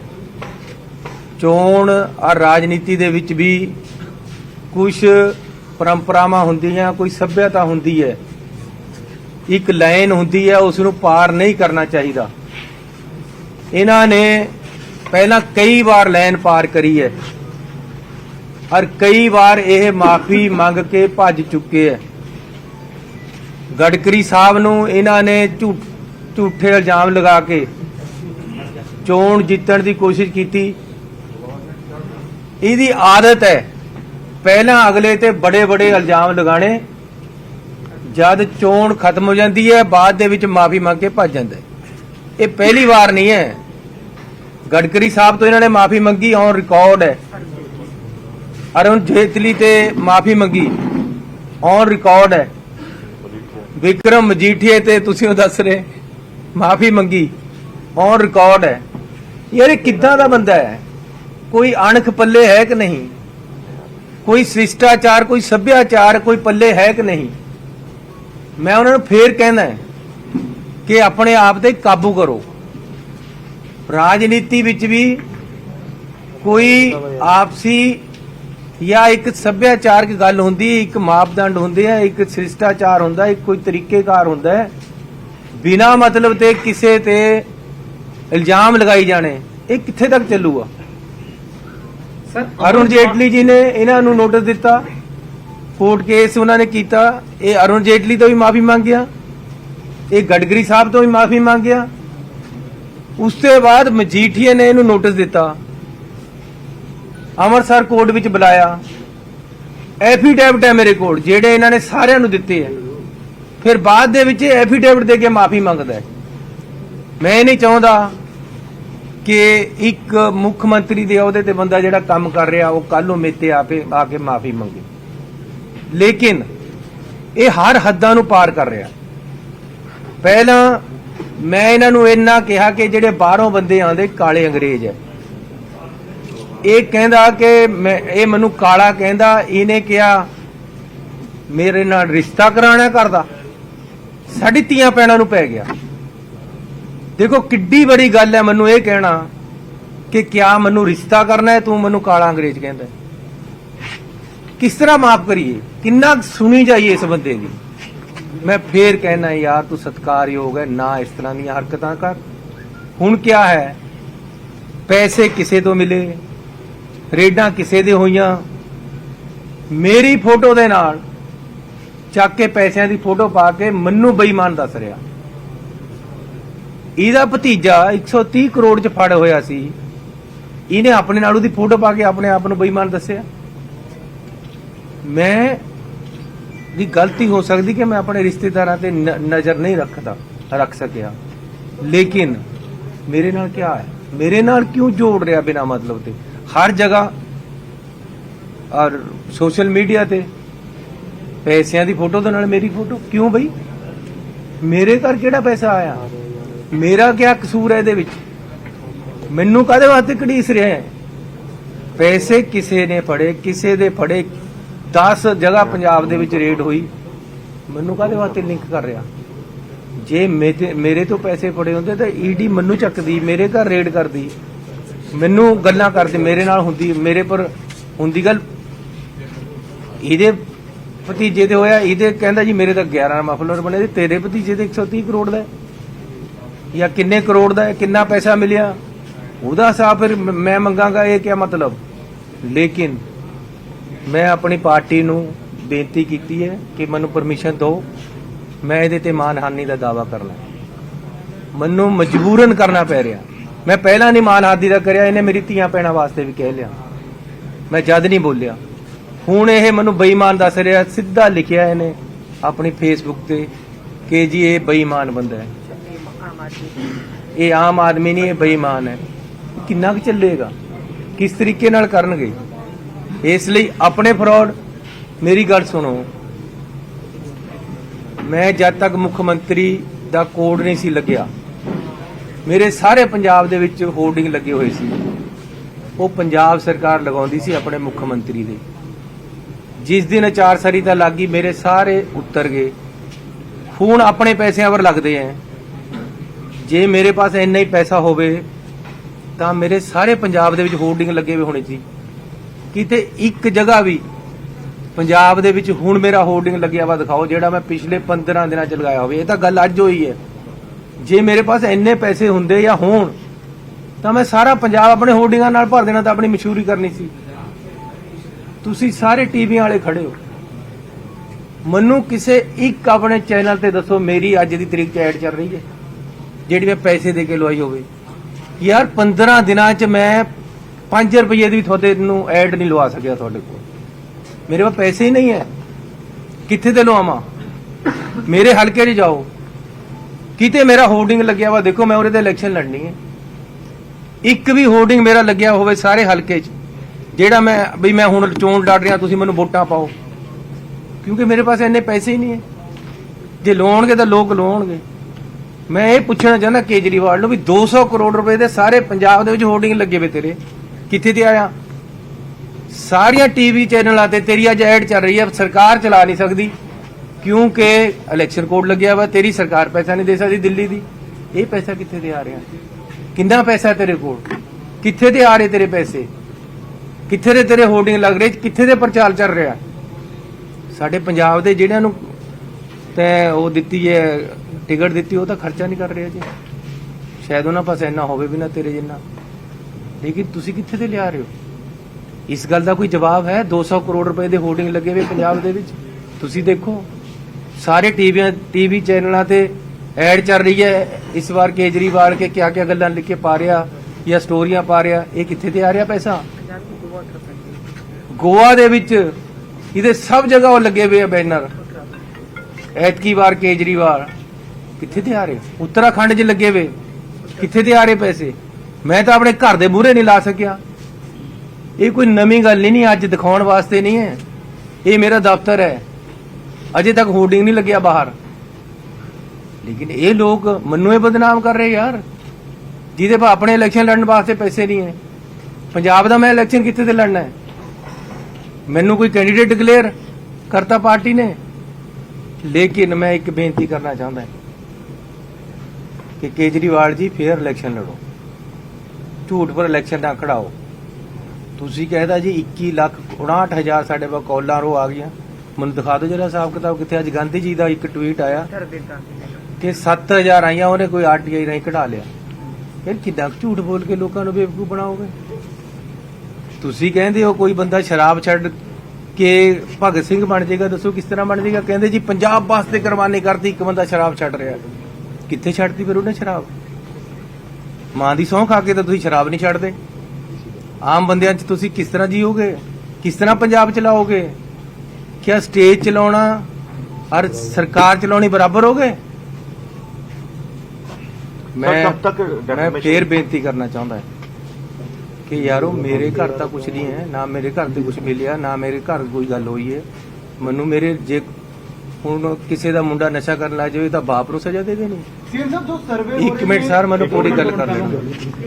ਇੱਕ ਮੁੰਡਾ ਨਸ਼ਾ ਕਰਨ ਲੱਗ ਗਿਆ ਤਾਂ ਬਾਪ ਨੂੰ ਮਾਰ ਦੇਣਾ ਹੈ। ਮੇਰਾ ਆਪਣੇ ਪਰਿਵਾਰ ਤੇ ਮੇਰਾ ਮੁੰਡਾ ਇੱਥੇ ਖੜਾ ਹੈ, ਮੇਰਾ ਦੂਸਰਾ ਮੁੰਡਾ ਖੜਾ ਹੈ, ਮੇਰੀ ਵਾਈਫ ਹੈ। ਮੇਰੇ ਪਰਿਵਾਰ ਦੇ ਵਿੱਚ ਪੈਸਾ ਕੋਈ ਆਇਆ ਹੋਵੇ ਤਾਂ ਮੈਨੂੰ ਸਜ਼ਾ ਦੇ ਦਿਓ, ਫਾਂਸੀ ਟੰਗ ਦਿਓ। ਮੈਂ ਇਲੈਕਸ਼ਨ ਹੀ ਨਹੀਂ ਲੜਦਾ। ਲੇਕਿਨ ਇਹ ਕੀ ਗੱਲ ਹੈ ਕਿ ਕਿਸੇ ਨੂੰ ਪੈਸਾ ਫੜਿਆ, ਕਿਸੇ ਦੇ ਘਰ ਤੇ ਫੜਿਆ, ਉਹਦਾ ਫਲੈਟ ਵੀ ਨਹੀਂ ਜਿੱਥੇ ਤੇ ਫੜਿਆ, ਫਿਰ ਮੈਨੂੰ ਕਾਹਦੇ ਵਾਸਤੇ ਵਿੱਚ ਘੜੀਸਿਆ ਜਾ ਰਿਹਾ? ਮੇਰੀਆਂ ਫੋਟੋਆਂ ਕਾਹਦੇ ਵਾਸਤੇ ਇਹ ਕੇਜਰੀਵਾਲ ਪਾਉਂਦਾ ਨਾਲ? ਮੈਨੂੰ ਇਹਦੇ ਪਰ ਮੈਂ ਪੰਜਾਬੀਆਂ ਨੂੰ ਬੇਨਤੀ ਕਰਨਾ ਚਾਹੁੰਦਾ ਕਿ ਮੈਨੂੰ ਇਹਦੇ ਪਰ ਮਾਨਹਾਨੀ ਦਾ ਦਾਅਵਾ ਕਰਨਾ ਪੈਣਾ ਹੈ। ਇਹ ਬੰਦਾ ਫਰਾਡ ਹੈ। ਹਰ ਕਿਸੇ ਨੂੰ ਇਲੈਕਸ਼ਨ ਦੇ ਵਿੱਚ ਜਿੱਦਣ ਤੱਕ ਇਲੈਕਸ਼ਨ ਚੱਲਦਾ ਉਦੋਂ ਤੱਕ ਬਦਨਾਮ ਕਰਦਾ, ਬਾਅਦ ਚ ਗੋਡੇ ਟੇਕ ਦਿੰਦਾ, ਮਾਫੀ ਮੰਗ ਲੈਂਦਾ। ਤੁਹਾਡੇ ਸਾਹਮਣੇ ਮਜੀਠੇ ਦੇ ਭੱਜਿਆ। ਮੈਂ ਭਗਵੰਤ ਮਾਨ ਨੂੰ ਪੁੱਛਣਾ ਚਾਹੁੰਦਾ ਕਿ ਅੱਜ ਤੂੰ ਉਸ ਦਿਨ ਅਸੀਫਾ ਦੇਤਾ ਸੀ ਜਿਸ ਦਿਨ ਇਹਨੇ ਮਾਫੀ ਮੰਗੀ ਹੈ, ਹੁਣ ਉਹ ਧੋ ਹੋ ਗਿਆ ਮਾਫੀ ਵਾਲਾ ਐਫੀਡੇਵਿਟ, ਹੁਣ ਉਹ ਸਹੀ ਹੋ ਗਿਆ? ਤੁਸੀਂ ਇਹਦੇ ਕੰਨੀ ਤੇ ਕੈਂਡੀਡੇਟ ਬਣ ਕੇ ਖੜ ਗਏ। ਸੋ ਸਤਿਕਾਰਯੋਗ ਪੰਜਾਬੀਆਂ ਨੂੰ ਬੇਨਤੀ ਕਰਨਾ ਚਾਹੁੰਦਾ ਕਿ ਮੇਰੇ ਘਰ ਕੋਈ ਪੈਸਾ ਆਇਆ ਹੋਵੇ ਤਾਂ ਮੈਂ ਤੁਹਾਨੂੰ ਦੇਣਦਾਰ ਹਾਂ। ਮੈਂ ਕਿਤੇ ਪੈਸਾ ਲਿਆ ਹੋਵੇ ਤਾਂ ਮੈਂ ਦੇਣਦਾਰ ਹਾਂ। ਮੈਨੂੰ ਬਿਨਾਂ ਮਤਲਬ ਦੇ ਕਿਸੇ ਦੇ ਪੈਸਿਆਂ ਵਿੱਚ ਇਹ ਜਿਹੜਾ ਘਸੀਟ ਰਹੇ ਹੈ, ਇਹ ਬਿਲਕੁਲ ਫੇਅਰ ਨਹੀਂ ਹੈ, ਇਹ ਬਿਲਕੁਲ ਸਹੀ ਨਹੀਂ ਹੈ। ਇਹਨੂੰ ਆਦਤ ਹੈ, ਇਹਨਾਂ ਨੂੰ ਆਦਤ ਹੈ ਦੂਸਰੇ ਨੂੰ ਬਦਨਾਮ ਕਰਕੇ ਇਲੈਕਸ਼ਨ ਜਿੱਤ ਕੇ ਜਾਣ ਦੀ। ਪਿਛਲੀ ਵਾਰੀ ਵੀ ਨਹੀਂ ਲੋਕਾਂ ਨੇ ਚੱਲਿਆ, ਐਤਕੀ ਵੀ ਨਹੀਂ ਚੱਲਣਾ। ਪਹਿਲਾਂ ਇਹਨੇ ਆਪਣਾ ਨਾਮ ਪੂਰਾ ਚਲਾਇਆ, ਕੇਜਰੀਵਾਲ ਕੇਜਰੀਵਾਲ ਕੇਜਰੀਵਾਲ। ਜਦ ਪੰਜਾਬ 'ਚ ਕਿਤੇ ਪੈਰ ਨਹੀਂ ਲੱਗੇ, ਹੁਣ ਘੋੜਾ ਬਦਲ ਲਿਆ। ਇਸ ਕਰਕੇ ਰਾਜ ਇਹੀ ਬਾਹਰੋਂ ਆ ਕੇ ਕਰਨਾ ਚਾਹੁੰਦਾ।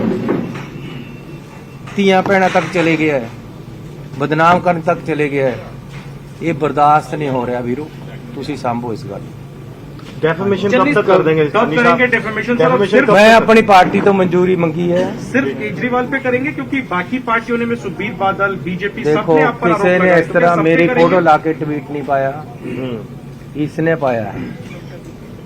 इसने ਮੈਨੂੰ ਸਿੱਧਾ ਮੇਰੀ ਫੋਟੋ ਦੇ ਨਾਲ ਉਹਦੇ ਨਾਲ ਮੇਰੇ ਨਾਮ ਦੇ ਨਾਲ ਪੈਸੇ ਪਾਏ ਜਿਹੜੇ ਕਿ ਮੇਰੇ ਤੇ ਕਦੇ ਨਹੀਂ ਮਿਲੇ। ਮੇਰੇ ਨਾਲ ਉਹਨਾਂ ਦਾ ਕੋਈ ਸਬੰਧ ਅਗਰ ਨਹੀਂ। ਕੇਜਰੀਵਾਲ ਤੁਹਾਡੇ ਤੋਂ ਵੀ ਮਾਫੀ ਮੰਗਦੇ ਆ ਤਾਂ ਮਾਫੀ ਦਵੋਗੇ ਉਹਨਾਂ ਨੂੰ? ਉਹ ਯਾਰ ਕਿੰਨੇ ਆ ਕਿਤੇ ਮੰਨੇਗਾ? ਇਹੀ ਤਾਂ ਕਹਿ ਰਿਹਾ ਯਾਰ, ਸਿੱਧੇ ਰਸਤੇ पर आ जा। क्यों झूठ बोली जा रहे हैं? कब तक आप डेफमेशन केस कर देंगे सर? बस मैं अपनी पार्टी ਤੋਂ ਪਰਮਿਸ਼ਨ ਮੰਗੀ, ਆ ਜਾਵੇ ਤਾਂ ਮੈਂ ਵਕੀਲ ਚੰਨੀ ਸਾਹਿਬ ਸਾਹਿਬ ਤੁਹਾਡੇ ਕੁਝ ਸਾਥੀ ਡਿਮਾਂਡ ਕਰ ਰਹੇ ਨੇ, ਕਹਿੰਦੇ ਚਰਨਜੀਤ ਚੰਨੀ ਨੂੰ ਮੁੱਖ ਮੰਤਰੀ ਚਿਹਰਾ ਐਲਾਨ ਕੀਤਾ ਜਾਏ। ਬ੍ਰਹਮਿੰਦਰਾ ਨੇ ਹਾਈ ਕਮਾਨ ਨੂੰ ਓਪਨ ਚਿੱਠੀ ਲਿਖਤੀ, ਹੋਰ ਵੀ ਬਹੁਤ ਸਾਰੇ ਕਲੀਗ ਨੇ। 3 ਮਹੀਨੇ ਬਣ ਕੇ ਹੀ ਬਹੁਤ ਕੁਝ ਪਾ ਲਿਆ ਯਾਰ, ਨੁਕਸਾਨ ਇੰਨਾ ਕਰ ਰਹੇ ਮੇਰਾ। ਮੈਨੂੰ ਮਰਵਾਉਣਾ ਹੁਣ ਤੁਸੀਂ ਨਾ ਲੋਕਾਂ ਤੇ। ਚੰਨੀ ਸਾਹਿਬ ਯਾਰ ਸਰਵੇ ਹੋ ਰਹੇ ਨੇ, ਉਹਨਾਂ ਨੂੰ ਕਿਵੇਂ ਦੇਖਦੇ ਹੋ? 35 ਤੋਂ 40 ਸੀਟਾਂ ਕਾਂਗਰਸ ਦੀਆਂ ਔਰ ਆਮ ਆਦਮੀ ਪਾਰਟੀ ਦੀਆਂ ਦਿੱਤੀਆਂ ਜਾ ਰਹੀਆਂ। ਇਹ ਦੇਖੋ ਪਹਿਲਾਂ ਅਸੀਂ ਤਾਂ ਐਤਕੀ ਤਾਂ 35-40 ਦੇ ਰਹੇ ਆਮ ਆਦਮੀ ਨੂੰ, ਪਿਛਲੀ ਵਾਰੀ 100 ਦੇ ਰਹੇ ਸੀ। ਉਹ ਵੀ ਤਾਂ ਇਹਨਾਂ ਦਾ ਹੀ ਸਰਵੇ ਸੀ ਸਰਵੇ। ਪਿਛਲੀ ਵਾਰੀ ਸਾਰੇ ਪਿੰਡਾਂ ਵਿੱਚ ਬੋਰਡ ਚਪਕਾ ਤੇ 100 ਸੀਟਾਂ ਆ ਰਹੀਆਂ ਆਮ ਆਦਮੀ ਨੂੰ, ਕਿਹੜਾ ਝਾੜ ਆਇਆ? ਫਸਲ ਬਥੇਰੀ, ਕੁਝ ਨਹੀਂ ਆਣਾ ਇਹਨਾਂ ਪਾਸ। ਸਰ ਇੱਕ ਅਮਰ ਜੋਤੀ ਬੁਝਾਈ ਜਾ ਰਹੀ ਆ, ਅੱਜ ਇੰਡੀਆ ਗੇਟ ਤੇ ਅਮਰ ਜੋਤੀ ਜਲਾਈ ਜਾਂਦੀ ਸੀ, ਉਸ ਨੂੰ ਬੰਦ ਕਰਕੇ ਅੱਜ ਦੂਸਰੀ ਜਗ੍ਹਾ ਤੇ ਸ਼ਿਫਟ ਕੀਤਾ ਜਾ ਰਿਹਾ। ਰਾਹੁਲ ਗਾਂਧੀ ਕਹਿ ਰਹੇ ਹੈ ਕਿ ਦੇਸ਼ ਭਗਤੀ ਦੇ ਨਾਂ ਤੇ ਦੇਸ਼ ਦੇ ਲੋਕਾਂ ਨਾਲ ਇਤਰੋੜ ਹੈ। ਉਹ ਯਾਰ ਕੀ ਕਰੀਏ ਹੁਣ, ਇਹਨਾਂ ਦਾ ਜਿਹੜੀ ਨੈਸ਼ਨਲ ਗੱਲ ਹੈ ਨੈਸ਼ਨਲ ਸਰ ਚਾਰ ਮੰਤਰੀ ਨੇ ਤੁਹਾਡਾ ਨਾਮ ਲਿਆ, ਤੁਸੀਂ ਕਿਹਦਾ ਨਾਮ ਰეკਮੈਂਡ ਕਰਦੇ ਹੋ? ਤੁਹਾਡੇ ਹਿਸਾਬ ਨਾਲ ਕੌਣ ਹੋਣਾ ਚਾਹੀਦਾ ਮੁੱਖ ਮੰਤਰੀ? ਮੈਂ ਤਾਂ ਕਹਿੰਦਾ ਪੰਜਾਬ ਦੇ ਲੋਕ ਜਿਹਨੂੰ ਚਾਹਣ ਉਹਨੂੰ ਬਣਾਉਣ। ਕਾਂਗਰਸ ਪਾਰਟੀ ਉਹਨਾਂ ਦੀ ਸੇਵਾ ਕਰੇਗੀ, ਜਿਹੜਾ ਨੂੰ ਚਿਹਰਾ ਮੂਹਰੇ ਰੱਖਣਾ ਚਾਹੁੰਦੇ ਉਹਨੂੰ ਪਰ ਰੱਖਣ। ਪੰਜਾਬ ਦੇ ਲੋਕ ਤਾਂ ਐਮਐਲਏ ਜਿਤਾਉਣਗੇ ਜੀ, ਐਮਐਲਏ ਨੇ ਸਿਲੈਕਟ ਕਰਨਾ ਨਾ ਕਿ ਸੀਐਮ ਮੈਂ ਸਾਡਾ ਹੀ ਤਾਂ ਕਹਿੰਦਾ ਹੋਏਗਾ। ਐਮਐਲਏ ਕਰਨ ਜਾਂ ਪਾर्टी नाम दबे, ये पार्टी का प्रेरोगेटिव है, मेरा नहीं है। चलिए साहब, हमको सोर्सेज बता रहे हैं आपकी पार्टी में कि पहले कलेक्टिव लीडरशिप की रणनीति थी, लेकिन अब पार्टी में अंदर खाने ये विचार हो रहा है कि एक चेहरे को आगे किया जाए और आपके नाम पर ही विचार हो रहा है। तो इस स्ट्रेटजी पे कुछ बताएंगे, क्या अंदर खाने चल रहा है? आप ज्यादा जानते होंगे मेरी पार्टी। नहीं, मैं तो आपसे पूछ रहा हूँ। ਉਹ ਕੇਜਰੀਵਾਲ ਨੂੰ ਮੈਂ ਕਹਿਣਾ ਚਾਹੁੰਦਾ ਕਿ ਇੱਕ ਪੰਜਾਬੀ ਦਾ ਗੀਤ ਹੈ, ਭਗਵੰਤ ਮਾਨ ਕੋਲ ਖੜ ਕੇ ਉਹਨੂੰ ਯਾਦ ਆ ਗਿਆ ਹੋਣਾ, ਜੇ ਉਹਨੂੰ ਆਉਂਦਾ ਨਹੀਂ, ਪਰ ਕਹਿੰਦਾ ਲਿਆ ਮੈਂ ਤੇਰੇ ਕੇਸ ਬੰਨ੍ਹਦੇ ਆ, ਮੇਰੇ ਨਿੱਤ ਤੇ ਸ਼ਰਾਬੀ ਆ ਯਾਰ। ਬੰਨੀ ਜਾ ਭਗਵੰਤ ਮਾਨ ਦੇ ਕੇਸ।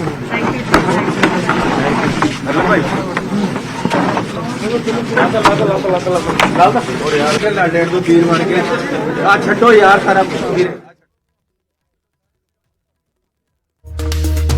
ਚਮਕੌਰ ਸਾਹਿਬ ਦੇ ਵਿੱਚ ਚੋਣ ਪ੍ਰਚਾਰ ਦਾ ਆਗਾਜ਼ ਮੁੱਖ ਮੰਤਰੀ ਚਰਨਜੀਤ ਸਿੰਘ ਚੰਨੀ ਨੇ ਕੀਤਾ ਤੇ ਇਸ ਵਿਚਾਲੇ ਨਿਸ਼ਾਨੇ ਦੇ ਉੱਤੇ ਨੇ ਅਰਵਿੰਦ ਕੇਜਰੀਵਾਲ ਤੇ ਕੇਜਰੀਵਾਲ ਨੂੰ ਸਿੱਧੇ ਤੌਰ ਦੇ ਉੱਤੇ ਚੁਣੌਤੀ ਦੇ ਰਹੇ ਨੇ ਕਿ ਸੋਚ ਸਮਝ ਕੇ ਬਿਆਨ ਦੇਣ, ਡੈਫਾਮੇਸ਼ਨ ਦਾ ਕੇਸ ਮੈਂ ਕਰਾਂਗਾ। ਹਾਲਾਂਕਿ ਕਦੋਂ ਮਾਣਹਾਨੀ ਦਾ ਮੁਕੱਦਮਾ ਕੀਤਾ ਜਾਵੇਗਾ ਇਸ ਨੂੰ ਲੈ ਕੇ ਉਹਨਾਂ ਨੇ ਕਿਹਾ ਕਿ ਮੈਂ ਆਪਣੀ ਪਾਰਟੀ ਤੋਂ ਮਨਜ਼ੂਰੀ ਮੰਗੀ ਹੈ ਇਸ ਮੁਤਲਕ, ਤੇ ਜਿਸ ਤਰੀਕੇ ਦੀਆਂ ਸਟੇਟਮੈਂਟਸ ਦਿੱਤੀਆਂ ਜਾ ਰਹੀਆਂ ਨੇ ਚਰਨਜੀਤ ਸਿੰਘ ਚੰਨੀ ਦੇ ਵੱਲੋਂ ਕਿਹਾ ਗਿਆ ਕਿ ਕੇਜਰੀਵਾਲ ਜਿਸ ਤਰੀਕੇ ਦੀ ਸਟੇਟਮੈਂਟਸ ਦੇ ਰਹੇ ਨੇ ਉਹ ਠੀਕ ਨਹੀਂ ਨੇ ਔਰ ਸਿਆਸਤ ਦਾ ਪੱਧਰ ਬਹੁਤ ਨਿਹੇਠਾਂ ਲੈ ਕੇ ਗਏ ਨੇ। ਇੱਕ ਵਾਰ ਫਿਰ ਤੋਂ ਦਾਅਵਾ ਕਰਦੇ ਨਜ਼ਰ ਆਏ ਕਿ ਜਿਹੜੇ ਨੋਟ ਨੇ ਮਿਲੇ ਜਾਂ ਜਿਹੜੀ ਈਡੀ ਦੇ ਵੱਲੋਂ ਬਰਾਮਦਗੀ ਹੋਈ ਹੈ ਉਸ ਦੇ ਨਾਲ ਮੇਰੇ ਪਰਿਵਾਰ ਦਾ ਕੋਈ ਲੈਣਾ ਦੇਣਾ ਨਹੀਂ ਹੈ। ਸੀਐਮ ਨੇ ਜ਼ਿਕਰ ਕੀਤਾ ਕਿ ਮੇਰੇ ਬੇਟੇ ਖੜੇ ਨੇ ਜਾਂ ਮੇਰੇ ਪਰਿਵਾਰ ਦੇ ਵਿੱਚ ਜਿਹੜੇ ਹੋਰ ਜੀ ਨੇ, ਮੇਰੀ ਪਤਨੀ ਹੈ ਤੇ ਉਹਨਾਂ ਦਾ ਇਸ ਦੇ ਨਾਲ ਕੋਈ ਲੈਣਾ ਦੇਣਾ ਨਹੀਂ ਹੈ। ਦੂਜੇ ਪਾਸੇ ਉਹ ਅਰਵਿੰਦ ਕੇਜਰੀਵਾਲ ਨੂੰ ਨਿਸ਼ਾਨੇ ਉੱਤੇ ਲੈਂਦੇ ਨਜ਼ਰ ਆਏ ਤੇ ਉਹਨਾਂ ਨੇ ਕਿਹਾ ਕਿ ਬਾਕੀਆਂ ਦੇ ਵੱਲੋਂ ਬਿਆਨ ਜ਼ਰੂਰ ਦਿੱਤੇ ਜਾ ਰਹੇ ਨੇ, ਪਰ ਅਰਵਿੰਦ ਕੇਜਰੀਵਾਲ ਨੇ ਇੱਕ ਫੋਟੋ ਟਵੀਟ ਕੀਤੀ ਹੈ ਤੇ ਇਸ ਕਰਕੇ ਉਹਨਾਂ ਦੇ ਖਿਲਾਫ ਉਹ ਡੈਫਾਮੇਸ਼ਨ ਕਰਨਗੇ, ਉਹਨਾਂ ਦੇ ਖਿਲਾਫ ਉਹ ਮਾਣਹਾਨੀ ਦਾ ਮੁਕੱਦਮਾ ਕਰਨਗੇ। ਤਾਂ ਤੁਹਾਨੂੰ ਦੱਸ ਦਈਏ ਕਿ ਮੰਗਲਵਾਰ ਨੂੰ ਈਡੀ ਦੇ ਵੱਲੋਂ ਛਾਪੇ ਮਾਰੇ ਗਏ ਪੰਜਾਬ ਦੇ ਵਿੱਚ ਭੁਪਿੰਦਰ ਸਿੰਘ ਹਨੀ ਨਾਮ ਦੇ ਸ਼ਖਸ ਦੇ ਵੀ ਕੁਝ ਟਿਕਾਣਿਆਂ ਦੇ ਉੱਤੇ ਛਾਪੇਮਾਰੀ ਕੀਤੀ ਗਈ ਤੇ ਇਸ ਛਾਪੇਮਾਰੀ ਦੇ ਵਿਚਾਲੇ ਤੁਹਾਨੂੰ ਦੱਸ ਦਈਏ ਕਿ ਭੁਪਿੰਦਰ ਸਿੰਘ ਹਨੀ ਮੁੱਖ ਮੰਤਰੀ ਦੀ ਪਤਨੀ ਦੇ ਭਾਣਜੇ ਨੇ ਤੇ ਇਲਜ਼ਾਮ ਲੱਗੇ ਕਿ 10 ਕਰੋੜ ਜਿਹੜਾ ਕੈਸ਼ ਈਡੀ ਨੂੰ ਵੱਖ-ਵੱਖ ਥਾਵਾਂ ਤੋਂ ਬਰਾਮਦ ਹੋਇਆ ਉਹ 8 ਕਰੋੜ ਭੁਪਿੰਦਰ ਸਿੰਘ ਹਨੀ ਤੋਂ ਹੀ ਬਰਾਮਦ ਹੋਇਆ। ਇਸ ਤਰੀਕੇ ਦੇ ਇਲਜ਼ਾਮ ਲੱਗੇ ਨੇ ਤੇ ਉਸ ਦੇ ਉੱਤੇ ਵਿਰੋਧੀ ਹੁਣ ਤਿੱਖੇ ਸ਼ਬਦੀ ਹਮਲੇ ਕਰ ਰਹੇ ਨੇ ਤੇ ਪੁੱਛ ਰਹੇ ਨੇ ਕਿ ਇਹ ਪੈਸਾ ਕਿੱਥੋਂ ਆਇਆ, ਇਹ ਕੈਸ਼ ਕਿੱਥੋਂ ਆਇਆ, ਦੱਸਣ ਮੁੱਖ ਮੰਤਰੀ। ਤਾਂ ਸੀਐਮ ਸਾਹਮਣੇ ਆਏ, ਅੱਜ ਚਮਕੌਰ ਸਾਹਿਬ ਦੇ ਵਿੱਚ ਰਸਮੀ ਤੌਰ ਤੇ ਉਹਨਾਂ ਨੇ ਪ੍ਰਚਾਰ ਦਾ ਆਗਾਜ਼ ਕੀਤਾ ਹੈ ਤੇ ਇਸ ਵਿਚਾਲੇ ਉਹ ਮੀਡੀਆ ਦੇ ਨਾਲ ਗੱਲਬਾਤ ਕਰ ਰਹੇ ਸਨ, ਪਰ ਉਹਨਾਂ ਦੇ ਨਿਸ਼ਾਨੇ ਦੇ ਉੱਤੇ ਆਮ ਆਦਮੀ ਪਾਰਟੀ ਹੀ ਰਹੀ। ਭਗਵੰਤ ਮਾਨ ਵੀ ਨਿਸ਼ਾਨੇ ਦੇ ਉੱਤੇ ਰਹੇ। ਭਗਵੰਤ ਮਾਨ ਨੂੰ ਲੈ ਕੇ ਵੀ ਉਹਨਾਂ ਨੇ ਨਿਸ਼ਾਨੇ ਸੱਦੇ, ਖਾਸ ਤੌਰ ਤੇ ਜਿਹੜੇ ਭਗਵੰਤ ਮਾਨ ਦੇ ਉੱਤੇ ਸ਼ਰਾਬ ਪੀਣ ਦੇ ਇਲਜ਼ਾਮ ਲੱਗਦੇ ਨੇ ਉਸ ਨੂੰ ਲੈ ਕੇ।